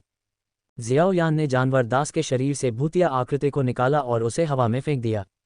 माओवू ऊपर से प्रकट हुए और उन्होंने काली लपटों का एक गोला उगला जिसने भूतिया आकृति को घेर लिया और उसे लगातार जलाकर राख कर दिया। ये भूतिया आकृतियां जानवर मकबरे के बाहरी इलाकों में रहने वालों की तुलना में ज्यादा मानवीय जैसी थीं। वे दिल दहला देने वाली चीखें निकाल रहे थे और शून्यता भक्षण करने वाली ज्वाला द्वारा जलाए जाने पर उच्च स्तर की बुद्धिमत्ता का प्रदर्शन कर रहे थे। दो गड़गड़ाहट भरी धमाकेदार आवाजें सुनाई दीं। जियाओ यान ने अपने विस्फोटक कदम उठाए और एक दूसरे जानवर दास की ओर जेड आकार के पैटर्न में आगे बढ़ा। हवा में ऊंची छलांग लगाते हुए उसने जुबान हैवी रूलर को एक साधारण लेकिन जोरदार प्रहार में नीचे गिरा दिया। ये कहना कि जियाओ यान ने नीचे की ओर वार किया गलत होगा। अधिक सटीक रूप से उसने दोनों हाथों का उपयोग करके अपनी पूरी ताकत से नीचे दबाया। ऐसा लग रहा था मानो वह अपने शरीर का पूरा वजन उस पशु दास को दबाने में लगा रहा हो। भारी जुबान शासक एक पहाड़ की तरह नीचे उतरा, जिसका विशाल वजन डू क्यूई द्वारा संचालित पागल शेर मंत्र द्वारा बढ़ाया गया था।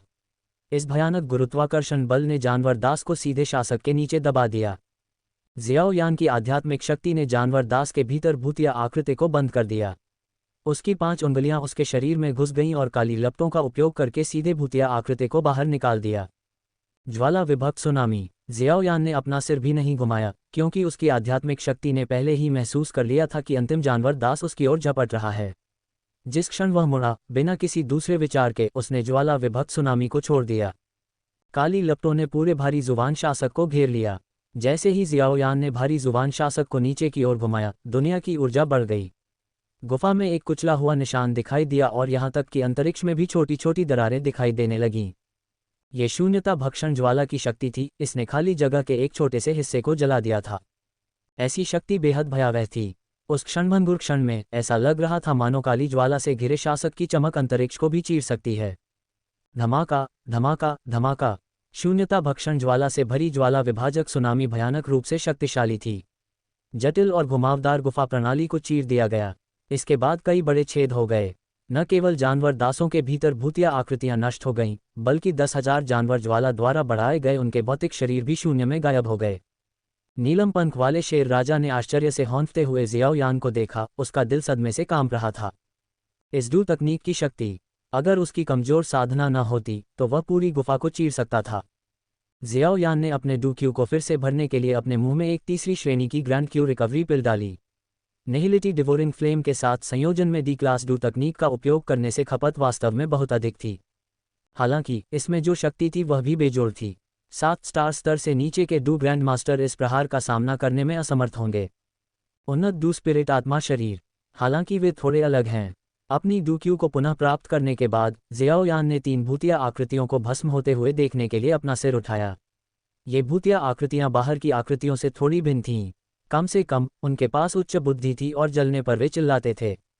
आमतौर पर डू आत्माएं जिन्होंने अपनी आत्माओं की खेती नहीं की थी, वे आत्मा शरीर का निर्माण नहीं कर सकती थीं। हालांकि बीस्ट टूम की अनूठी प्रकृति के कारण वे मजबूत व्यक्ति जो मरने के लिए तैयार नहीं थे, आक्रोश के साथ विलीन हो गए और ऐसे भूतिया प्राणियों में बदल गए। माओवू ने 3 भूतिया आकृतियों को देखा जिन्हें पूर्णता के लिए भुना गया था और उन्हें एक घूंट में निगलने के लिए अपना मुंह खोला। म्याओ नोन स्माइली फेस एम। इसने संतुष्ट डकार भी ली। उन्नत डू आत्माएं अभी भी बहुत कमजोर हैं। अगर यह डू राजा की भूतिया आकृति को खा सकती है, तो शून्यता भक्षण ज्वाला की शक्ति एक और पायदान ऊपर उठ जाएगी। फिर ज्वाला को मुक्त करना सुनामी को विभाजित करने से मैं 9 सितारा डू ग्रैंड मास्टर को मार सकता हूं। जियाओ यान ने चुपचाप गणना की। यह इस समय था कि जियाओ यान को अचानक एक शक्तिशाली आध्यात्मिक अनुभूति का आभास हुआ जो आगे की गुफा से आ रही थी। यह आध्यात्मिक अनुभूति अत्यंत शक्तिशाली थी, जो 5वीं श्रेणी के कीमियागर की अनुभूति के बराबर थी। बिना सोचे समझे जियाओ यान ने तेजी से शून्यता भक्षण करने वाली ज्वाला को वापस खींच लिया और अपने पूरे शरीर को ढकते हुए अपने सोल रोब के हुड को अपने सिर पर खींच लिया। एक पल में उसने खुद को पास की एक गुफा की छाया में छिपा लिया। जियाओयान के छिपने के कुछ ही सेकंड बाद दो आकृतियां दिखाई दी जैसे कि वे पतली हवा से प्रकट हुई हों। जब आकृतियां सामने आईं, तभी जियाओयान ने उन्हें स्पष्ट रूप से पहचाना। वे एक बुजुर्ग व्यक्ति और एक युवा व्यक्ति थे। युवा व्यक्ति ने मेडिसिन याओ के चरित्र के साथ एक लबादा पहना था। मेडिसिन कीमियागर एसोसिएशन के लोग। नहीं, ये सही नहीं है। मुझे याद है कि सिस्टर याफी ने कहा था कि अल्केमिस्ट एसोसिएशन के वस्त्रों पर औषधीय कड़ाही का प्रतीक होता है, न कि अक्षर। जियोयान ने अपनी भौहें सिकुड़ीं। उस पल उसे बेवजह वे शब्द याद आ गए जो हुन लाओ गुई ने उसे आध्यात्मिक संचरण के माध्यम से बताए थे, इससे पहले कि वह आत्मा बलिदान पुरानी दुकान से विदा हो। यदि आपको स्वर्गीय ज्वाला की आवश्यकता है तो याओ कबीले और यान कबीले, उन दो भगवान कबीलों से सावधान रहें। क्या ये दोनों याओ कबीले से हैं? 10,000 जानवरों की ज्वाला के लिए यहाँ आए हैं। याओ चरित्र के साथ लबादा पहने हुए युवक ने बाईं और दाईं ओर देखा, अपनी आंखों में नीलम पंख वाले शेर राजा को बिल्कुल भी नहीं देखा। अजीब बात है, मैंने कुछ ही क्षण पहले अपनी आध्यात्मिक शक्ति के साथ स्वर्गीय ज्वाला के उतार चढ़ाव को स्पष्ट रूप से महसूस किया था। ये कैसे गायब हो गया? युवक ने खुद से कहा, उसका चेहरा घबराहट से भरा हुआ था। याओ ली, क्या ये हो सकता है कि आपने नीलम पंख वाले शेर राजा की नीलम जानवर की ज्वाला को महसूस किया हो? बुजुर्ग व्यक्ति ने दूरी में नीलम पंख वाले शेर राजा की ओर एक तिरछी नजर डाली, उसका स्वर उदासीन था। आध्यात्मिक उतार चढ़ाव की लहरें पूरे क्षेत्र में फैल गईं, लेकिन याओ ली नामक इस व्यक्ति ने चाहे कितनी भी सावधानी से समझने की कोशिश की हो, वह खाली हाथ आया। असंभव। एमेथिस्ट बीस्ट फ्लेम जैसी कचरा लॉ का उल्लेख स्वर्गीय लॉ के साथ कैसे किया जा सकता है? मैं कम से कम एक 5वीं श्रेणी का कीमियागर हूँ। मैं संभवतः इतनी कम स्तर की गलती नहीं कर सकता। दहाड़ एमेथिस्ट विंगलान किंग ने गुस्से से चिल्लाते हुए कहा, बच्चा, क्या तुम मरना चाहते हो? याओ ली ने ठंडी हंसी के साथ जवाब दिया, उसके शब्दों में मजाक था। मुंह लाओ, मैं इसके उच्चारण को क्यों नहीं समझ सकता। एक पल में यूं से भी अधिक भयानक आभा बूढ़े आदमी के शरीर से फूट पड़ी। एक उन्नत दू सम्राट। अध्याय 86। बीस्ट टूम के पीछे का सच। उन्नत दू सम्राट। जियाओयान ने भौहें सिकोड़ीं। ये बुजुर्ग आदमी वास्तव में एक उन्नत दू सम्राट था। हालांकि जियाओयान ने पहले कभी किसी उन्नत दू सम्राट का सामना नहीं किया था, लेकिन वह यून के बारे में जानता था। यून की ताकत 3 सितारा चरण के आसपास थी, जो लगभग 4 सितारा डू सम्राट चरण तक पहुंच रही थी। इस बुजुर्ग आदमी की ताकत उससे काफी हद तक आगे निकल गई। कम से कम वह 6 सितारा या उससे ऊपर का डू सम्राट है। एमेथिस्ट विंगलान किंग एक रैंक 6 जादुई जानवर था। इसकी नज़दीकी लड़ाई की क्षमताएं 5 सितारा डू सम्राट के बराबर भी थीं। हालांकि परिस्थितियों के बावजूद 6 सितारों या उससे ऊपर के कुलीन डू सम्राट विशेषज्ञ को हराने का कोई मौका नहीं था। इसके अलावा जब एमेथिस्ट विंगलान किंग ने बूढ़े आदमी से निकलने वाले भयानक दबाव को महसूस किया, तो उसे एहसास हुआ कि इस बूढ़े आदमी की असली ताकत 7 सितारा डू सम्राट की थी। भले ही वह यून के साथ मिल जाए, लेकिन वे शायद उसका मुकाबला नहीं कर पाएंगे। उसके शरीर से बैंगनी रंग की एमेथिस्ट बीस्ट फ्लेम की लपटें निकल रही थीं।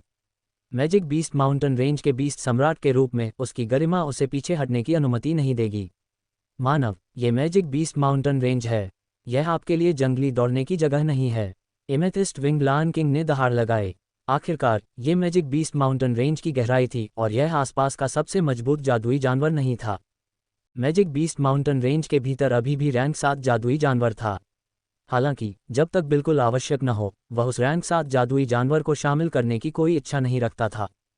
बुजुर्ग व्यक्ति ने संबोधित किया, जबकि म्यूलाओ ने अपनी भौहें थोड़ी सिकुड़ी और अपने पीछे खड़े युवक की ओर देखने के लिए अपना सिर घुमाया। ये स्पष्ट था कि उसके पीछे 5वीं श्रेणी का कीमियागर उससे कहीं ज्यादा ऊंचा दर्जा और पद रखता था। याओ ली ने भी अपनी भौहें सिकुड़ीं। इस बार कबीले से बाहर निकलने का उसका उद्देश्य सिर्फ 10,000 जानवरों की लॉ के लिए था। इसके अलावा वह 300 साल पहले हुई घटनाओं से अच्छी तरह वाकिफ था। 3 डू पूर्वज संप्रदायों और एक 7वीं श्रेणी के कीमियागर की संयुक्त शक्ति के साथ भी वे अंततः मैजिक बीस्ट माउंटेन रेंज के अनगिनत जादुई जानवरों से 10,000 जानवरों की लॉ को जब्त करने में विफल रहे। इस प्रकार उसने 7 सितारा डू सम्राट को साथ लाने और 10,000 जानवरों की लॉ को चुराने के लिए चुपके से घुसपैठ करने का विकल्प चुना था। अगर संयोग से नीलम पंख वाले शेर राजा के साथ लड़ाई में जानवरों की बाढ़ आ जाती, तो यह उसके इरादों के अनुरूप नहीं होता। हालांकि याओ ली तुरंत नहीं गया। उसने लगातार अपने आध्यात्मिक बोध का इस्तेमाल आसपास के वातावरण को स्कैन करने और महसूस करने के लिए किया, यहाँ तक कि अपनी आध्यात्मिक शक्ति को अस्थायी रूप से बढ़ाने के लिए 4 स्तरीय गोली का सेवन भी किया। हालांकि परिणाम निरर्थक रहा। ये कैसे हो सकता है? क्या ये भाग सकता है? असंभव। म्यूलाओ एक 7 सितारा डू सम्राट है। किसी को उससे तेज होने के लिए क्या उन्हें शीर्ष डू सम्राट या यहाँ तक कि डू पूर्वज होने की आवश्यकता नहीं है। याओ ली ने अपने स्वयं के निर्णय पर सवाल उठाना शुरू कर दिया। शायद नीलम पंख वाले शेर राजा ने एक बार अपने शरीर को शांत करने के लिए 10,000 जानवरों की लौ उधार ली थी, जिससे उसके नीलम जानवर की लौ में 10,000 जानवरों की लौ का संकेत मिला। शायद इसीलिए आपको स्वर्गीय लौ के उतार चढ़ाव का एहसास हुआ, एल्दम्यू ने शांति से कहा। एक पल की चुप्पी के बाद याओ ली ने अपनी आध्यात्मिक धारणा को वापस ले लिया और कहा, म्यू लाओ, चलो चलते हैं। दोनों आकृतियां दृष्टि से ओझल हो जाने के बाद ही जियाओ यान ने आखिरकार राहत की सांस ली। ये सोल रोब वास्तव में सोल स्टेट के नीचे आध्यात्मिक धारणा से रक्षा कर सकता है। जियाओ यान खुद को भाग्यशाली महसूस करने से नहीं रोक सका कि उसने पहले सोल पाथ में डी क्लास मूल्यांकन तक पहुंचने के लिए अपनी आध्यात्मिक शक्ति पर भरोसा किया था, जिससे उसे डी क्लास सोल दूत और यह डी क्लास सोल रोब की उपाधि मिली। अगर उसे खोज लिया गया होता तो उसे ये भी नहीं पता होता कि एडवांस डू सम्राट से कैसे बचना है। नीलम पंख वाले शेर राजा को स्वाभाविक रूप से जियाओ यान का सटीक स्थान पता था। वास्तव में जियाओ यान की स्थिति उसके शरीर द्वारा सुविधाजनक रूप से अस्पष्ट थी। याओ ली ने अपनी आध्यात्मिक धारणा पर बहुत अधिक भरोसा किया। अगर उसने नीलम पंख वाले शेर राजा के चारों ओर चक्कर लगाया होता तो वह निस्संदेह जियाओ यान को खोज लेता। तुम्हारा वह रोब कोई साधारण चीज नहीं है। नीलम पंख वाले शेर राजा ने अनुमान लगाया कि वे लोग जियाओ यान की उपस्थिति का पता क्यों नहीं लगा सके। उसका रोब आध्यात्मिक धारणा से रक्षा कर सकता था। आत्मरक्षा के किसी साधन के बिना बाहर निकलना निश्चित रूप से शीघ्र मृत्यु का कारण बनता है। जियो यान धीरे धीरे छाया से बाहर आया। नीलम पंख वाले शेर राजा ने ठंडी हंसी में कहा, हालांकि ऐसा लगता है कि इस बार तुम्हें हार माननी पड़ेगी। वह बुजुर्ग आदमी 7 सितारा डू सम्राट है। तुम उनसे मुकाबला नहीं कर सकते। इसके अलावा तुम अपनी ताकत से वैसे भी 10,000 जानवरों की लौ के स्थान तक नहीं पहुंच पाओगे। नीलम पंख वाले शेर राजा ने स्वाभाविक रूप से गुफा के केंद्र में जाने का साहस किया था और शुद्ध 10,000 जानवरों की लौ की एक झलक भी हासिल कर ली थी। गुफा में कई रैंक 4 और यहां तक कि रैंक 5 के जानवर दास भी थे। हालांकि जियाओ यान अपने साथियों के बीच बेजोड़ हो सकता है और विभिन्न क्षेत्रों में लड़ने में सक्षम हो सकता है, लेकिन 2 या 3 प्रमुख क्षेत्रों की असमानता को दूर करना असंभव था। हालांकि दुर्जय जानवर दासों का सामना करना निश्चित नहीं था, लेकिन उनसे पूरी तरह से बचने के लिए असाधारण भाग्य की आवश्यकता होगी। शेर राजा, हमारा समझौता था कि तुम मुझे 10,000 जानवरों की लौ तक ले जाओगे। क्या तुम अपनी बात से पीछे हट रहे हो? मैं तुम्हें अभी वहां ले जा सकता हूं, लेकिन वहां पहुंचने में तुम्हारी असमर्थता तुम्हारी कमजोरी के कारण है। नीलम पंख वाले शेर राजा ने उसके शब्दों पर कोई ध्यान नहीं दिया। जियाओ यान ने दुखी होकर अपना गाल रगड़ा। उसके चेहरे पर एक व्यंग्यात्मक मुस्कान थी। शेर राजा, हम एक दूसरे से काफी परिचित हो गए हैं। चलो खुलकर बात करते हैं, है न?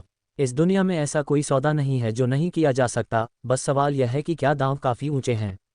निश्चित रूप से तुम नहीं चाहते कि 10,000 जानवरों की लौ उन 2 असभ्य लोगों के हाथों में पड़ जाए, है न?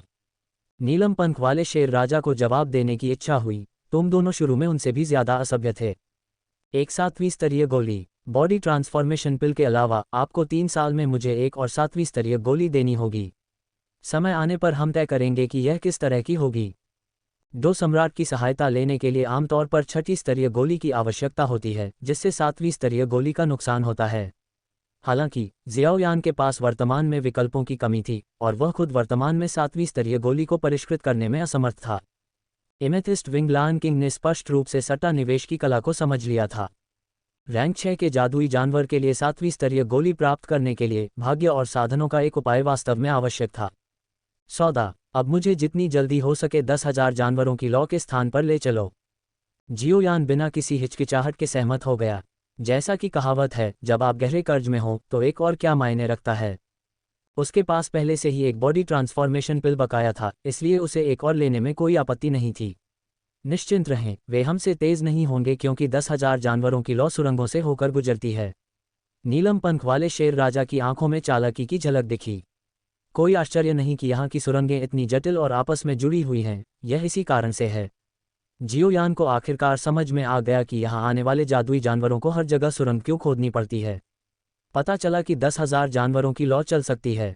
एमेथिस्ट विंगलान किंग की पीठ पर बैठे जियो यान ने देखा कि रास्ते में मिलने वाले जानवर दासों को तरबूज और सब्जियां काटने की तरह आसानी से मार दिया जा रहा है। चाहे वे रैंक 3, रैंक 4 या रैंक 5 के हों, कोई भी एमेथिस्ट विंगलान किंग के मुकाबले में नहीं था। जियो यान ने सुनिश्चित किया कि एमेथिस्ट विंगलान किंग द्वारा मारे गए जानवर दासों को बर्बाद न होने दिया जाए।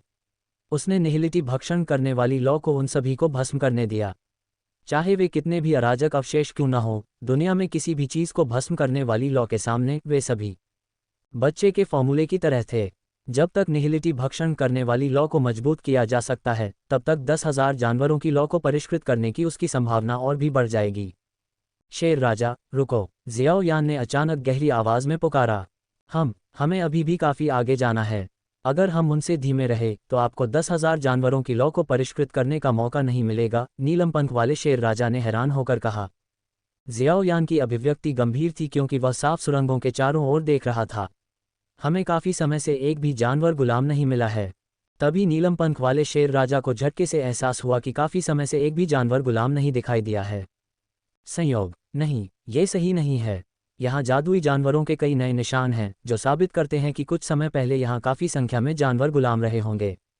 एक अशुभ पूर्वाभास ने अचानक जियाओ यान को जकड़ लिया। क्या ऐसा हो सकता है? लेकिन इसका भी कोई मतलब नहीं है। यहाँ युद्ध के कोई संकेत नहीं हैं। अगर उस बूढ़े ने कोई कार्रवाई भी की होती तो भी उसके पीछे निशान रह जाने चाहिए थे। इस समय चीजें और भी खराब लगने लगी क्योंकि एमेथिस्ट विंग लान किंग ने जियाओ यान को अंदर की ओर ले जाना जारी रखा। चाहे वे कितनी भी दूर उड़ें, उन्हें एक भी जानवर गुलाम नहीं मिला, मानो पूरी गुफा में मौजूद सभी जानवर गुलाम अचानक गायब हो गए हों। हम लगभग वहां पहुंच चुके हैं। जियाओ यान ने खुद को सोल रोप से ढक लिया और एमेथिस्ट विंग लान किंग की पीठ पर छिप गया, जिससे उसका फर उसे छिपा रहा। जब एमेथिस्ट विंग लान किंग लाल चमक छोड़ते हुए सुरंग से बाहर निकला तो उनके सामने का दृश्य जियाओ यान और एमेथिस्ट विंग लान किंग दोनों को अचंभित कर गया। लाल लपटों वाला एक विशाल जादुई जानवर अपने पूरे शरीर पर चमकते हुए शांति से सो रहा था। जियाओ यान स्पष्ट रूप से महसूस कर सकता था कि यह अग्नि जानवर 10,000 जानवर की ज्वाला का असली रूप था। हालांकि उसे जो चौंका रहा था वह 10,000 जानवर की ज्वाला नहीं थी। हजारों जानवरों की ज्वाला, लेकिन विशाल भूमिगत हॉल में घनी भीड़ में खड़े अनगिनत जानवर दासों का दृश्य। सभी जानवर दास सैनिकों की तरह खड़े थे, आज्ञाकारी रूप से एक ही आदमी के आदेशों का पालन कर रहे थे। याओली आग के जानवर का सामना करते हुए खड़ा था और उसकी पीठ हवा में नीलम पंख वाले शेर राजा की ओर थी। उसने उदासीनता से कहा, तुमने कुछ अविश्वसनीय रूप से मूर्खतापूर्ण काम किया है। तुमने वास्तव में नहीं सोचा था कि मैं तुम्हें मारने की हिम्मत नहीं करूंगा, है ना, नीलम पंख वाले शेर राजा। अध्याय 87। बहुत परिचित। जियाओ यान अब निश्चित हो सकता था। रास्ते में कोई जानवर दास क्यों नहीं था, इसका रहस्य आखिरकार सुलझ गया। सभी जानवर दासों ने वास्तव में याओली की आज्ञा का पालन किया था और 10,000 जानवर ज्वाला के स्थान पर एकत्र हुए थे। इससे ये स्पष्ट हो गया कि रास्ते में न तो जानवर दास थे और न ही युद्ध के संकेत। इसके अलावा 300 साल पहले का 7वीं श्रेणी का कीमियागर पूरी तरह से मरा नहीं था। वह याओ कबीले का सदस्य और इस याओली का एक बुजुर्ग भी हो सकता था। उसे याओली को यह बताने का कोई तरीका मिल गया होगा कि वह मरा नहीं है और उसने 10,000 जानवर ज्वाला का स्थान बताया होगा। पिछले 300 सालों में अनगिनत जादुई जानवर 10,000 जानवर ज्वाला की तलाश में जानवर मकबरे में घुसे थे, उम्मीद करते हुए कि वे इसे विरासत में पालेंगे। जिन जादुई जानवरों की आत्माएं बुझ गई थीं, वे वास्तव में 10,000 जानवरों की ज्वाला के शिकार नहीं थे, बल्कि उस 7वें दर्जे के कीमियागर के शिकार थे। इन जादुई जानवरों की आत्माएं निकाल दी गईं और उनके शरीर भूतिया आकृतियों के लिए बर्तन बन गए, जो 7वें दर्जे के कीमियागर के लिए सैनिकों में बदल गए। जो युद्ध 300 साल पहले खत्म हो जाना चाहिए था, वह अभी भी इस समय जारी था। आत्मा शरीर, ये सही है, 7वें दर्जे के कीमियागर की आध्यात्मिक शक्ति आत्मा शरीर बनाने के लिए पर्याप्त मजबूत है। आमतौर पर एक स्वर्गीय ज्वाला, जो कि अत्यंत यांग का एक स्वर्गीय खजाना है, संपर्क में आने पर तुरंत आत्मा शरीर को भस्म कर देती है। हालांकि इसके अपवाद भी थे। जियो यान ने एक बार अपनी स्टोरेज रिंग में एक प्राचीन विधि के बारे में पढ़ा था। आत्मा शरीर को ढंकने के लिए स्वर्गीय ज्वाला का उपयोग करके यह आध्यात्मिक शक्ति के नुकसान को धीमा कर सकता है। न केवल आत्मा शरीर स्वर्गीय ज्वाला से जलेगा, बल्कि यह ज्वाला के भीतर काफी समय तक जीवित रह सकता है। इस समय सभी सुराग आपस में जुड़ गए। जियाओ यान ने स्थिति को पूरी तरह से समझ लिया और किसी भी तरह के संदेह को दूर कर दिया। 300 साल पहले उस युद्ध के दौरान मैजिक बीस्ट माउंटेन रेंज के तत्कालीन भगवान ने वास्तव में 7वीं श्रेणी के कीमियागर के साथ मरने के लिए 10,000 जानवरों की ज्वाला का इस्तेमाल किया था। हालांकि वह कीमियागर स्वर्गीय ज्वाला का उपयोग करके आत्मा शरीर को संरक्षित करने की प्राचीन विधि जानता था। पिछली 3 शताब्दियों में उसने 10,000 जानवरों की ज्वाला पर अपना वर्चस्व कायम किया था और यहाँ तक कि उसमें अपनी आत्मा की छाप भी छोड़ी थी। इससे ये स्पष्ट हो गया कि क्यों अनगिनत जादुई जानवर 10,000 जानवरों की ज्वाला को विरासत में लेने के लिए जानवरों की कब्र पर आए थे, लेकिन असफल रहे। चाहे वे रैंक 6 या रैंक 7 के जादुई जानवर थे, वे सभी असफल रहे। कमजोर लोगों की आत्मा भी मिटा दी गई और वे जानवरों के गुलाम बन गए। ये स्वाभाविक ही था। 10,000 जानवरों की ज्वाला के भीतर की आत्मा अब 10,000 जानवरों की आत्मा नहीं थी, बल्कि उस 7वें दर्जे के कीमियागर के आत्मा शरीर द्वारा नियंत्रित थी, जिसे 300 साल पहले मर जाना चाहिए था। यह एक चमत्कार होगा अगर ऐसी परिस्थितियों में एक जादुई जानवर 10,000 जानवरों की ज्वाला को विरासत में प्राप्त कर सकता है।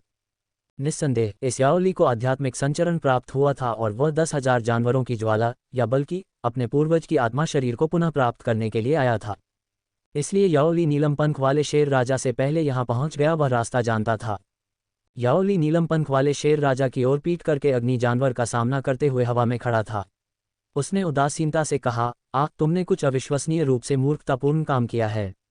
तुमने वास्तव में नहीं सोचा था कि मैं तुम्हें मारने की हिम्मत नहीं करूंगा, है ना, नीलम पंख वाले शेर राजा।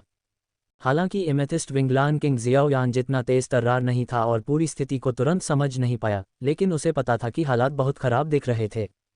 जानवरों के दासों की घनी भीड़ और सामने आ रही अजीबोगरीब घटनाओं से घिरे होने के कारण स्थिति निश्चित रूप से गंभीर थी। 7 सितारा डू सम्राट मूलाओं ने पहले ही शेर राजा को पकड़ लिया था। अगर वह भागने के लिए मुड़ता तो निस्संदेह एक भयानक हमला होता। हालांकि स्वर्गीय ज्वाला को परिष्कृत करने के मेरे पल को देखने वाले किसी व्यक्ति के बिना ये थोड़ा अकेलापन लगता है, याओली ने कहा। अपने हाथों को अपनी पीठ के पीछे बांधकर उसने विशाल अग्नि जानवर को देखा। उसे पूरा भरोसा था कि 10,000 जानवरों की ज्वाला को परिष्कृत करना एक निश्चित बात थी। केवल 5 सितारा डू स्पिरिट की ताकत होने और 5वीं स्तरीय गोलियों को परिष्कृत करने के लिए विशेष लिफ्टों पर निर्भर होने के बावजूद उसका आत्मविश्वासी तरीका किसी को ये सोचने पर मजबूर कर सकता था कि वह एक डू पूर्वज और 7वीं स्तरीय कीमियागर है। हालांकि वह वास्तव में 10,000 जानवरों की ज्वाला को परिष्कृत कर सकता था। अगर यह वास्तव में जंगली स्वर्गीय ज्वाला होती तो 22वीं रैंक वाली 10,000 जानवरों की ज्वाला भी उसे तुरंत राख में बदल देती। लेकिन इस 10,000 जानवर की लौ को उसके बड़े ने पहले ही परिष्कृत कर दिया था और उस पर एक आत्मा का निशान अंकित कर दिया था। उसे स्वर्गीय लौ को परिष्कृत करने के कष्टदायी दर्द से बिल्कुल भी नहीं गुजरना पड़ा, उसे बस इसे प्राप्त करना था। याओली ने अपनी भंडारण अंगूठी को झटका और एक विशाल ताबूत दिखाई दिया। उसने इसे खोला और अंदर एक मानव आकार की कठपुतली को प्रकट किया। बड़े याओ एओ जूनियर याओ ली वादे के अनुसार आए हैं। आपने जो कुछ भी मांगा था वह तैयार किया गया है। इस कठपुतली शरीर को कबीले की स्वर्गीय लौ का उपयोग करके परिष्कृत किया गया था और यह आपकी आत्मा को समायोजित कर सकता है। एक बार जब आप कबीले में वापस आ जाते हैं तो मैं आपको पूरी तरह से पुनर्जीवित करने के लिए 6 स्तरीय स्पिरिट फ्यूजन गोली को परिष्कृत कर सकता हूँ। याओ ली ने अपनी मुट्ठी को विशाल अग्नि जानवर की ओर मोड़ा। स्पिरिट फ्यूजन गोली एक उच्च श्रेणी की 6 स्तरीय गोली थी जो किसी की आत्मा और शरीर को विलय करने की अनुमति देती थी। यह आध्यात्मिक शक्ति को जल्दी से बहाल कर सकती थी और पिछली आत्मा की चोटों को ठीक कर सकती थी। धमाका धमाका धमाका, दहाड़। अचानक विशाल अग्नि जानवर का चेहरा दर्द से विकृत हो गया। उसका शरीर अलौकिक हो गया, मुड़ता रहा जब तक कि वह एक ज्वलंत मानव चेहरे में परिवर्तित नहीं हो गया। बहुत अच्छा। हालांकि 10,000 जानवरों की लौ में अभी भी 8 पंखों वाले ज्वाला दानव बाघ की बची हुई आत्मा है। मुझे इसकी बची हुई आत्मा को मिटाने में मदद करें और 10,000 जानवरों की लौ तुम्हारी हो जाएगी। उग्र चेहरे से एक आवाज आए। 8 पंखों वाला ज्वाला दानव बाघ 300 साल पहले जादुई जानवर पर्वत श्रृंखला का पूर्व स्वामी था। पहले का जानवर जैसा रूप बिल्कुल 8 पंखों वाले ज्वाला दानव बाघ का था। ये दृश्य देखकर जियाओयान की आंखों में आशा की एक झलक दिखाई दी। शेर राजा, आगे चाहे जो भी हो, आपको उस 7 सितारा डू सम्राट को रोकना होगा, जियाओयान ने नीलम पंख वाले शेर राजा के फर के भीतर से फुसफुसाया। विस्मयादिबोधक चिन्ह, विस्मयादिबोधक चिन्ह, विस्मयादिबोधक चिन्ह। आप क्या योजना बना रहे हैं? अगर उस 7वें दर्जे के कीमियागर को फिर से जिंदा किया जाता है तो मेरा मानना है कि मौजूदा मैजिक बीस्ट माउंटेन रेंज उसके प्रतिशोध का सामना नहीं कर पाएगी। एमेथिस्ट विंगलान किंग ने इससे इनकार नहीं किया। मैजिक बीस्ट माउंटेन रेंज 300 साल पहले की तुलना में बहुत कमज़ोर थी। वे संभवतः याओ एओ के प्रतिशोध का सामना नहीं कर सकते थे। एमेथिस्ट विंगलान किंग ने कोई आपत्ति नहीं जताई, इसलिए जियाओयान ने अपने दिमाग में कुछ याद किया। मुँह लाओ, एल्डर याओ एओ की सहायता करने जाओ, याओ ली ने अपने हाथों को अपनी पीठ के पीछे रखते हुए शांति से कहा। समझ गया। तभी जी, एक अजीब भयानक हंसी विशाल गुफा में गूंज उठी। एक हंसी, बहुत ही जानी पहचानी। वहाँ कौन है? याओ ली ने अपना सिर घुमाया, क्योंकि उसने पहले भी वह हंसी सुनी थी। जी, मैं उत्सुक था कि 10,000 जानवरों की लौ के लिए मुझसे प्रतिस्पर्धा करने की हिम्मत कौन करेगा। ये याओ कबीले का कोई व्यक्ति निकला। याओ ली और म्यू लाओ ने आवाज़ का अनुसरण किया, केवल एक आकृति को देखा जो पूरी तरह से काले वस्त्र में लिपटी हुई थी और नीलम पंख वाले शेर राजा की पीठ पर खड़ी थी। काले वस्त्र को देखकर याओ ली की पुतलियां फैल गईं। वह पोशाक, वह हंसी। कौन? तुम कौन हो? याओ ली ने झूठी बहादुरी के साथ पूछा। काले वस्त्र वाले व्यक्ति ने नीलम पंख वाले शेर राजा को नीचे उतरने का निर्देश दिया। एक हल्की छलांग के साथ वह शान से उतरा और इत्मीनान से याओ ली के पास पहुंचा। काले वस्त्र वाले व्यक्ति को करीब आते देख याओ ली ने सहज रूप से पीछे हट गया। उसकी आध्यात्मिक बोध काले वस्त्र को बिल्कुल भी भेद नहीं सका। पीछे रहो, तुम कौन हो? जी, आत्माओं का हॉल, हुनयान। आत्माओं का हॉल शब्द सुनकर याओ ली कांपना बंद नहीं कर सका। यहाँ तक कि उसके बगल में बैठे 7 सितारा डू सम्राट का चेहरा भी थोड़ा पीला पड़ गया। आत्माओं का हॉल, ये वास्तव में आत्माओं का हॉल था। याओ कबीला 8 प्राचीन डू भगवान कुलों में से एक था, जिसके पास डू क्यूई महाद्वीप में सबसे शक्तिशाली कीमिया तकनीक थी। उनकी ताकत बेजोड़ थी, यहाँ तक कि शक्तिशाली गो कबीले को भी उनसे गोलियों के लिए भीख मांगनी पड़ी। लेकिन सभी डू गॉड कुलों में से वे सबसे ज्यादा हुनकुल से डरते थे। हुनकुल आत्मा शरीर का शिकार करते थे। वे सिर्फ डू क्यूई महाद्वीप के कीमियागरों को ही निशाना नहीं बनाते थे, यहाँ तक कि याओ कुल के कीमियागर भी उनके शिकार थे। कीमियागरों के पास असाधारण रूप से मजबूत आध्यात्मिक शक्ति थी और खास तौर पर याओ कुल के वंशज शक्तिशाली आत्माओं के साथ पैदा हुए थे। फिर भी हुनकुल आत्मा साधना में माहिर थे और उनके पास सबसे ज्यादा आत्मा कौशल और आत्मा प्रशिक्षण विधियां थीं। प्राकृतिक दास्ता, चाहे जानबूझकर हो या नहीं, उस पल जियाओ यान की कमर से लटके टोकन का एक कोना खुल गया, जिससे आत्मा के लिए एक बड़ा अक्षर दिखाई दिया। इस अनोखे आत्मा अक्षर में एक अचूक आध्यात्मिक उतार चढ़ाव व्याप्त था। आत्मा कमांड टोकन, आपके पास हुनकुल का प्रतीक चिन्ह है। अध्याय 88, आत्माओं के हॉल के हम लोग बस चीजों को जब्त करना पसंद करते हैं। आत्मा आदेश टोकन, आपके पास हुन कबीले का प्रतीक चिन्ह है। काले वस्त्र पहने व्यक्ति पर आत्मा आदेश टोकन की झलक देखकर याओ ली के संदेह गायब हो गए। कबीले के टोकन कुछ ऐसे थे जो याओ कबीले के पास भी थे। पहचान के प्रतीक होने के अलावा ये टोकन कबीले द्वारा विभिन्न लाभों के साथ प्रदान किए गए उपकरण थे। वे न केवल आध्यात्मिक संचार क्षमताओं को सक्षम करते थे बल्कि शक्तिशाली सहयोगियों को भी बुला सकते थे। याओ कबीले के टोकन विभिन्न कीमती औषधीय अवयवों से परिष्कृत किए गए थे और बेहद मूल्यवान थे। इसे पहनने से न केवल जहर और बुरी आत्माओं से बचा जा सकता था बल्कि गोलियों को परिष्कृत करते समय मन को एकाग्र करने में भी मदद मिलती थी। कबीले के टोकन आमतौर पर केवल उन शिष्यों को दिए जाते थे जो कबीले के वयस्क होने के समारोह में भाग ले सकते थे। जियाओ यान के कबीले के समान समारोह केवल एक निश्चित उम्र तक पहुंचने का मामला नहीं था। योग्यता प्राप्त करने के लिए किसी को साधना के एक निश्चित स्तर तक पहुंचना पड़ता था। केवल वे ही सच्चे कबीले के शिष्य बन सकते थे जो मानक को पूरा करते थे, जबकि जो नहीं करते थे उन्हें नए क्षेत्रों को विकसित करने के लिए दूरदराज के क्षेत्रों में भेजा जाता था, जिसका अनिवार्य रूप से कबीले से निर्वासन होता था। डू गॉड कबीले की आवश्यकताएं और भी सख्त थीं। केवल ग्रेड 4 या उससे अधिक के डू गॉड ब्लडलाइन वाले शिष्य ही भाग ले सकते थे। इन शिष्यों को न केवल उनकी पहचान का प्रतिनिधित्व करने वाला एक टोकन प्राप्त होगा, बल्कि उनके कबीले के चिन्ह को भी सक्रिय किया जाएगा। हालांकि प्रत्येक टोकन में रैंक में अंतर था, लेकिन यह निर्विवाद था कि केवल कम से कम ग्रेड 4 डू गॉड ब्लडलाइन वाले ही इसे प्राप्त कर सकते थे। याओ ली के पास खुद एक टोकन था, लेकिन वह ग्रेड 4 डू गॉड ब्लडलाइन के साथ मुश्किल से कट बना पाया था। डू गॉड कबीले के लिए खेती का स्तर सबसे महत्वपूर्ण चीज नहीं थी, न ही प्रतिभा। डू गॉड ब्लडलाइन ही वास्तव में मायने रखती थी। भले ही किसी की कीमिया में प्रतिभा असाधारण हो, लेकिन एक घटिया डू गॉड ब्लडलाइन अभी भी कबीले से फंसाए जाने और निर्वासित किए जाने का कारण बन सकती है। यह अवधारणा छोटी उम्र से ही डू गॉड कबीले के शिष्यों में सूक्ष्म रूप से डाली गई थी। इसलिए जब याओ ली ने सोल कमांड टोकन देखा तो वह घबरा गया, क्योंकि दूसरे पक्ष की डू गॉड रक्तरेखा कम से कम उसके बराबर थी, अगर कहीं ज्यादा नहीं। इसके अलावा दूसरा पक्ष हुन कबीले का सदस्य था। हुन कबीला स्वाभाविक रूप से याओ कबीले से ज्यादा मजबूत था। काले लबादे के नीचे जियाओ यान के होंठ मुस्कुराहट में बदल गए। उसे पता था कि उसने सही दांव लगाया है। आत्माओं का हॉल, या बल्कि हुन कबीला तथाकथित याओ कबीले से ज्यादा प्रभाव रखता था, और उसे जो करना था वह था उस शक्ति का लाभ उठाना। तुम्हारा मतलब यह है? जियाओ यान ने लापरवाही से अपनी कमर से सोल कमांड टोकन निकाला और उसे अपने हाथ में लटकने दिया।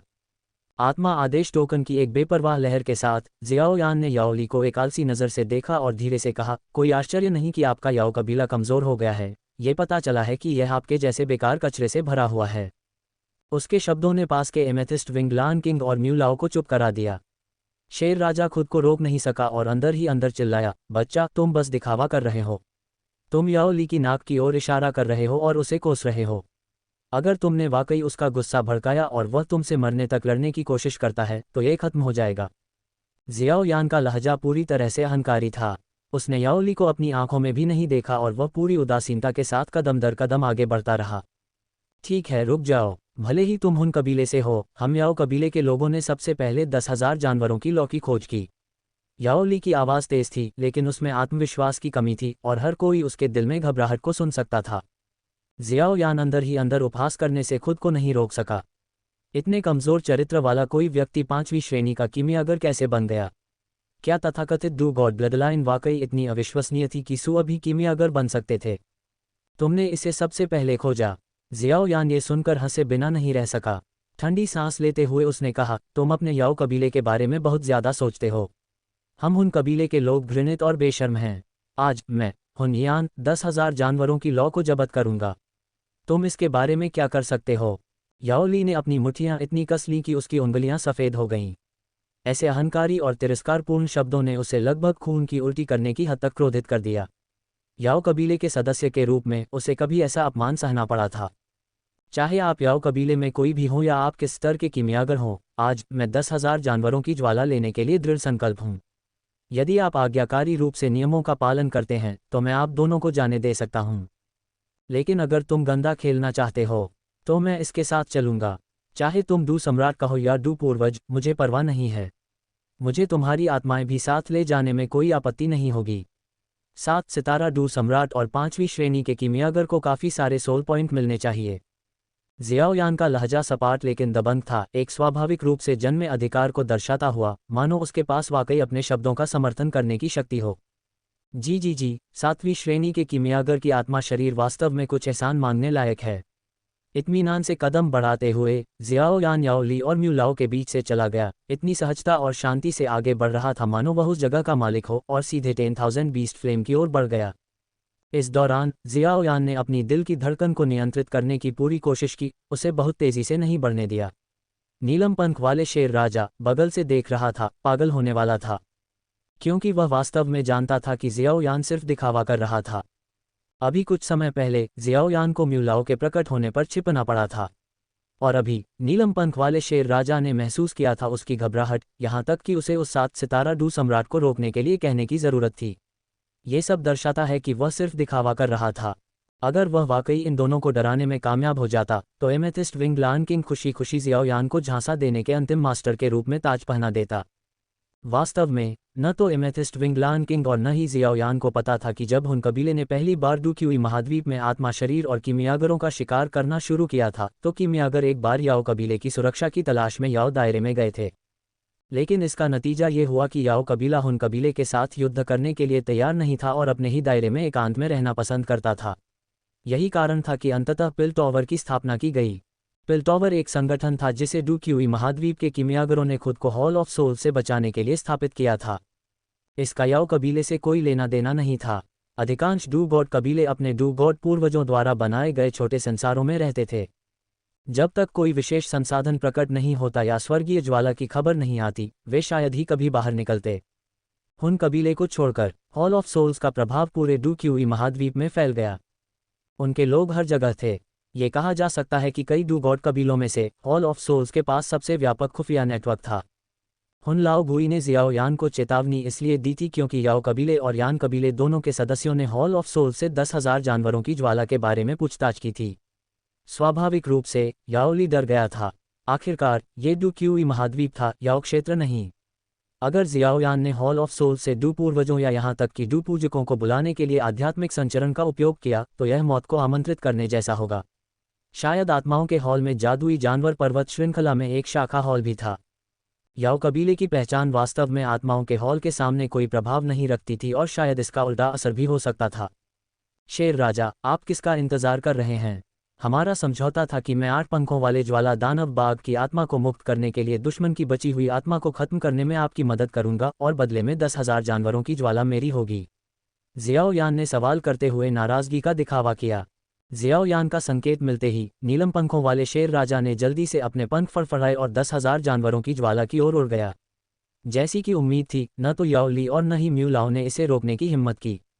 हालांकि याओ ली इतने गुस्से में थे कि उन्होंने अपने दांत पीस लिए, फिर भी उन्होंने कोई कदम उठाने की हिम्मत नहीं की।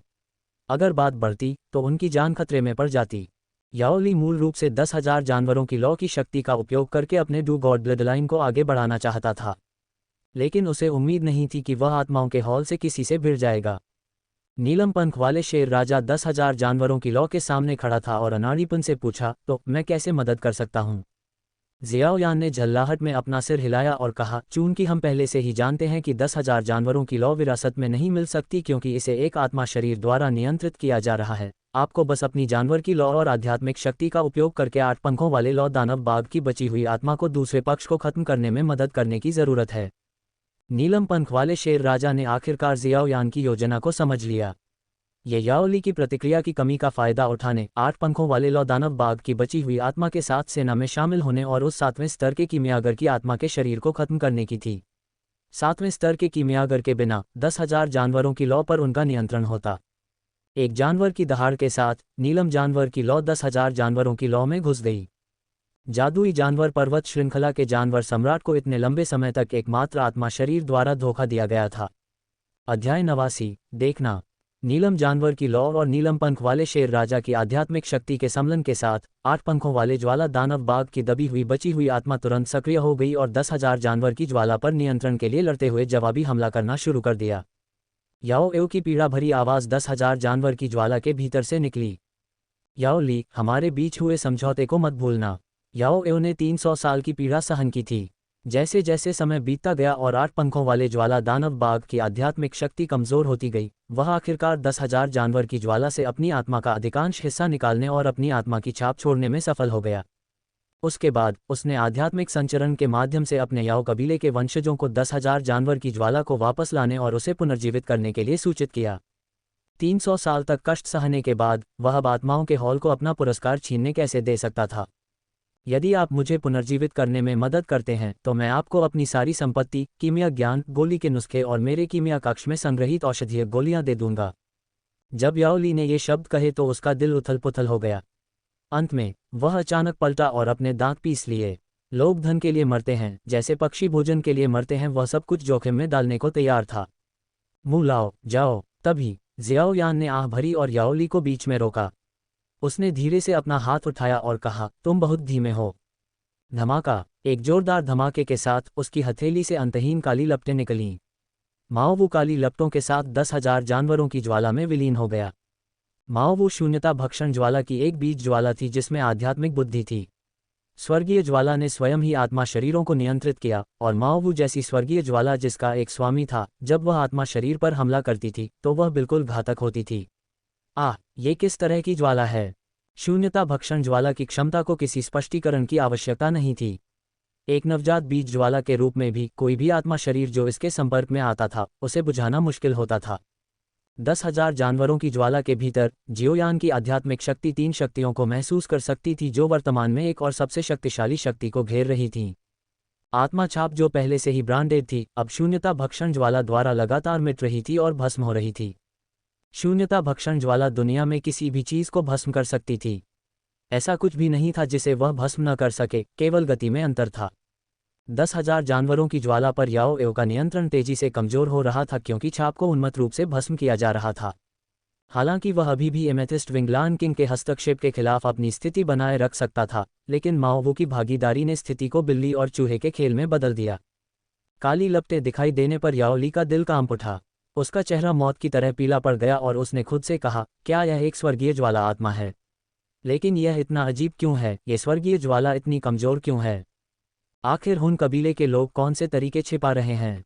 स्वर्गीय ज्वाला को स्वर्गीय ज्वाला आत्मा के स्तर तक विकसित करना, ये किस तरह का तरीका था? क्या इसका मतलब यह नहीं था कि हुन कबीले में उसके सामने वाले व्यक्ति की स्थिति अतुलनीय रूप से उच्च होनी चाहिए? याओ ली को अब कोई संदेह नहीं था। उसने जल्दी से ताबूत का ढक्कन जमीन पर बंद किया और उसे वापस अपने स्टोरेज रिंग में रख दिया।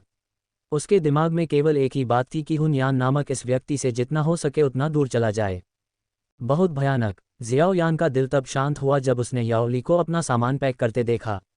जब तक वह 7 सितारा डू सम्राट इस जगह से चला जाएगा, जीत उसकी होगी।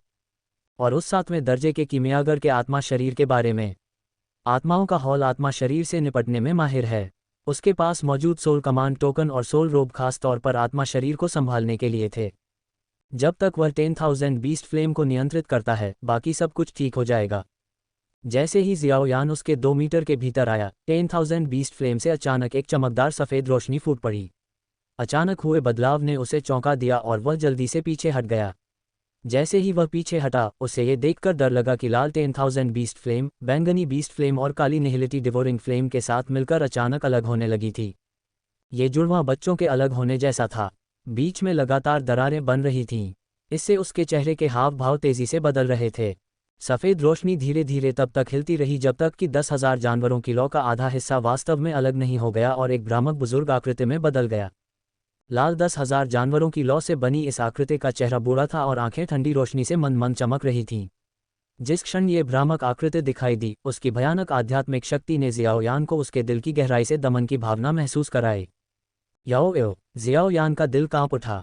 वह स्वाभाविक रूप से जानता था कि उसके सामने की भ्रामक आकृति याओ की आत्मा, शरीर और 10,000 जानवरों की लौ का संयोजन थी। हालांकि उसने कभी उम्मीद नहीं की थी कि याओ में ऐसा संकल्प होगा। उसने सीधे 10,000 जानवरों की लौ की सार लौ को त्याग दिया और निर्णायक रूप से इस रूप में फिर से प्रकट होने के लिए लौ का आधा हिस्सा ले लिया। जियोयान ने जल्दी से एक सोल गार्ड पिल निकाली और अपनी आत्मा की रक्षा के लिए उसे अपने मुंह में डाल लिया। जिसके बाद उसने तुरंत माओ वू को खुद की रक्षा करने के लिए वापस बुलाया, ताकि आत्मा शरीर द्वारा उसके दिमाग पर आक्रमण करने और उसे अपने वश में करने के किसी भी प्रयास को रोका जा सके। याओ की आंखों में एक चमक उठी, लेकिन उसने जियोयान पर हमला करने का विकल्प नहीं चुना।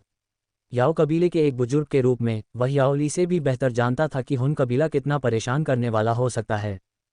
हुन कबीले के पास ऐसी तकनीकों का एक सेट था जो आत्मा शरीर को उनके हाथों में बच्चों की तरह बना देता था, बिल्कुल भी लड़ने में असमर्थ। ये तो बताने की ज़रूरत नहीं है कि जियोयान के पास अजीबोगरीब शून्यता भक्षण करने वाली ज्वाला थी। धमाका। याओ 10,000 जानवरों की ज्वाला की अपार शक्ति का उपयोग करते हुए सीधे याओली पर हमला किया। बड़े, तुम बच्चा, क्या तुम्हें 10,000 जानवरों की ज्वाला नहीं चाहिए थी? खैर, अब ये तुम्हारा है। याओली पूरी तरह से हैरान था। उसने कभी नहीं सोचा था कि उसका अपना कबीले का बुजुर्ग उसके शरीर पर आक्रमण करने और उसे अपने कब्जे में लेने की कोशिश करेगा। एक भिनभिनाने वाली आवाज़ के साथ उसके माथे पर एक अजीबोगरीब हरा पैटर्न दिखाई दिया। तुरंत एक औषधीय सुगंध फैलने लगी क्योंकि उसकी आध्यात्मिक शक्ति तुरंत काफ़ी बढ़ गई। हा, एक कबीले का निशान।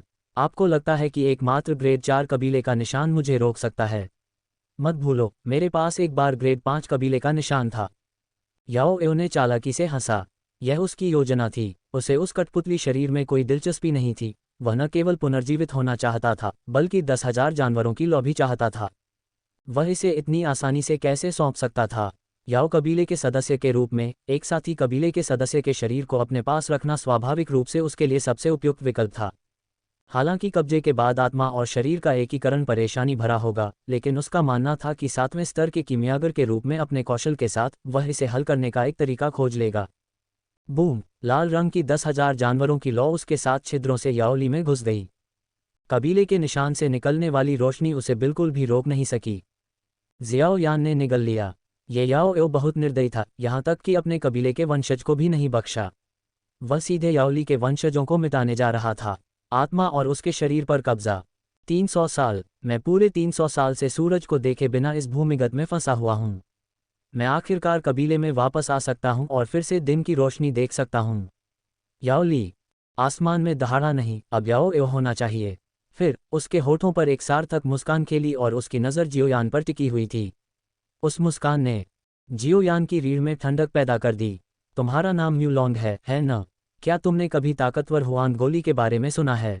मूलोंग की आंखें सिकुड़ गईं और उसने कहा, ताकतवर हुआन गोली जो सीधे एक स्टार से डू सम्राट की साधना को बढ़ा सकती है। मेरे लिए उस नीलम पंख वाले शेर राजा का ख्याल रखना और मैं तुम्हारे लिए एक ताकतवर हुआन गोली को परिष्कृत करूंगा। पर्दाफाश। जियाओयान ने निराशा में अपने दांत पीस लिए। उसे पता था कि उसका भेद शायद खुल गया है। एक उच्च श्रेणी के 7वें स्तर के कीमियागर की आंखें बहुत तेज होती हैं। या शायद याओ की आध्यात्मिक अवस्था पहले ही आत्मा अवस्था तक पहुंच चुकी थी और आत्मा वस्त्र उसे छिपा नहीं सकता था, इसलिए उसे देखा गया था। याओली की साधना केवल डू आत्मा क्षेत्र तक ही पहुंची थी। भले ही याओ ने उसके शरीर पर कब्जा कर लिया हो, लेकिन कम समय में उसकी ताकत को महत्वपूर्ण रूप से बढ़ाना मुश्किल होगा। वह निश्चित रूप से अपने मूल डू पूर्वज क्षेत्र तक नहीं पहुंच पाएगा और यहाँ तक कि डू सम्राट क्षेत्र भी कठिन। तो असली कुंजी उस 7 सितारा डू सम्राट के पास थी। वह यहाँ सबसे मजबूत था। ये बुरा है। जब जियोयान ने मूलोंग की आंखों में लालची और दृढ़ नज़र देखी, तो उसे एक बार फिर एहसास हुआ कि औषधीय गोलियां वास्तव में लोगों को अपना दिमाग खो सकती हैं और उन्हें पूरी तरह से आज्ञाकारी बना सकती हैं। अध्याय 90। जियोयान बनाम याओ। जियोयान की आंखें अनिश्चितता से चमक उठीं। अगर वह अभी भाग जाता तो उसके बचने की संभावना जरूर थी, लेकिन इसका मतलब था कि उसे 10,000 जानवरों की लौ को छोड़ना पड़ता। माओ वू ने याओ एव की आत्मा की छाप को पहले ही पूरी तरह से खा लिया था। अभी 10,000 जानवरों की लौ पूरी तरह से मालिकहीन थी और वह इसे किसी भी समय परिष्कृत कर सकता था। इसके अलावा 10,000 जानवरों की लौ को 20वां स्थान दिया गया था। भले ही वह 5वीं स्तरीय रक्त कमल सार गोली को परिष्कृत करने में सक्षम नहीं था, लेकिन उसके शरीर ने 10,000 जानवरों की लौ में से कुछ को अवशोषित कर लिया था और इससे वह मजबूत हो गया था।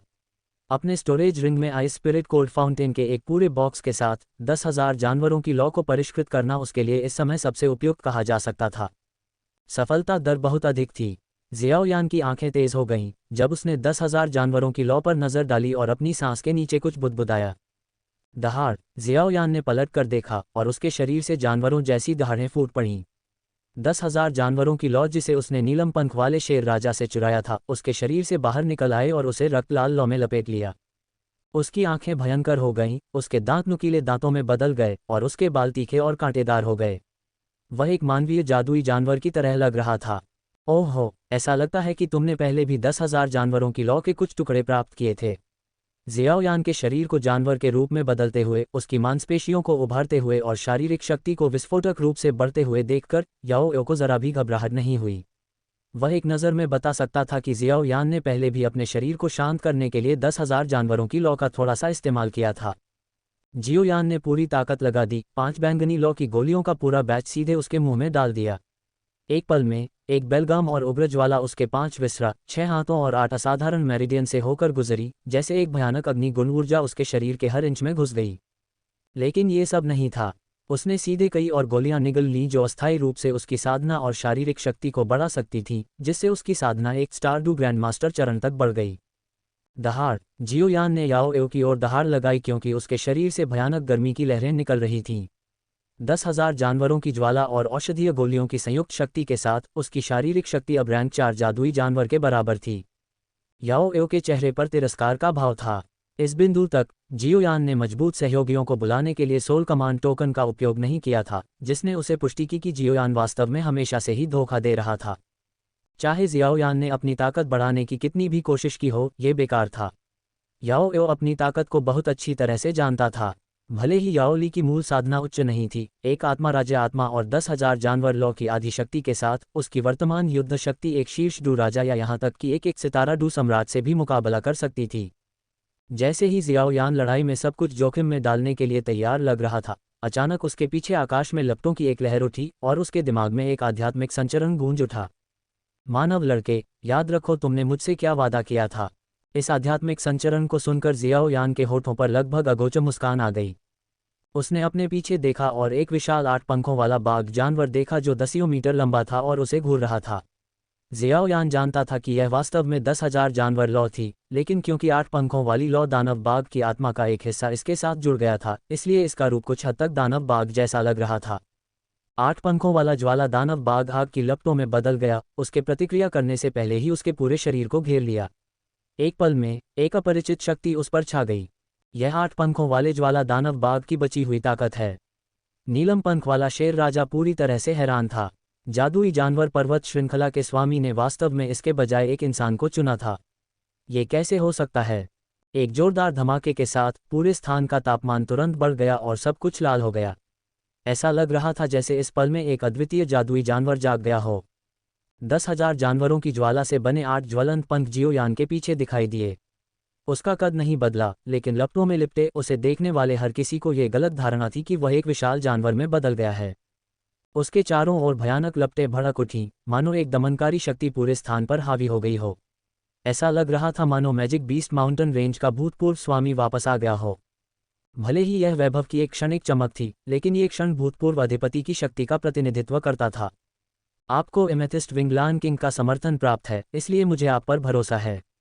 अगर मुझे 10,000 बीस्ट फ्लेम को विरासत में लेने के लिए आपके और याओ एव के बीच चयन करना है, तो मैं आपको चुनूंगा।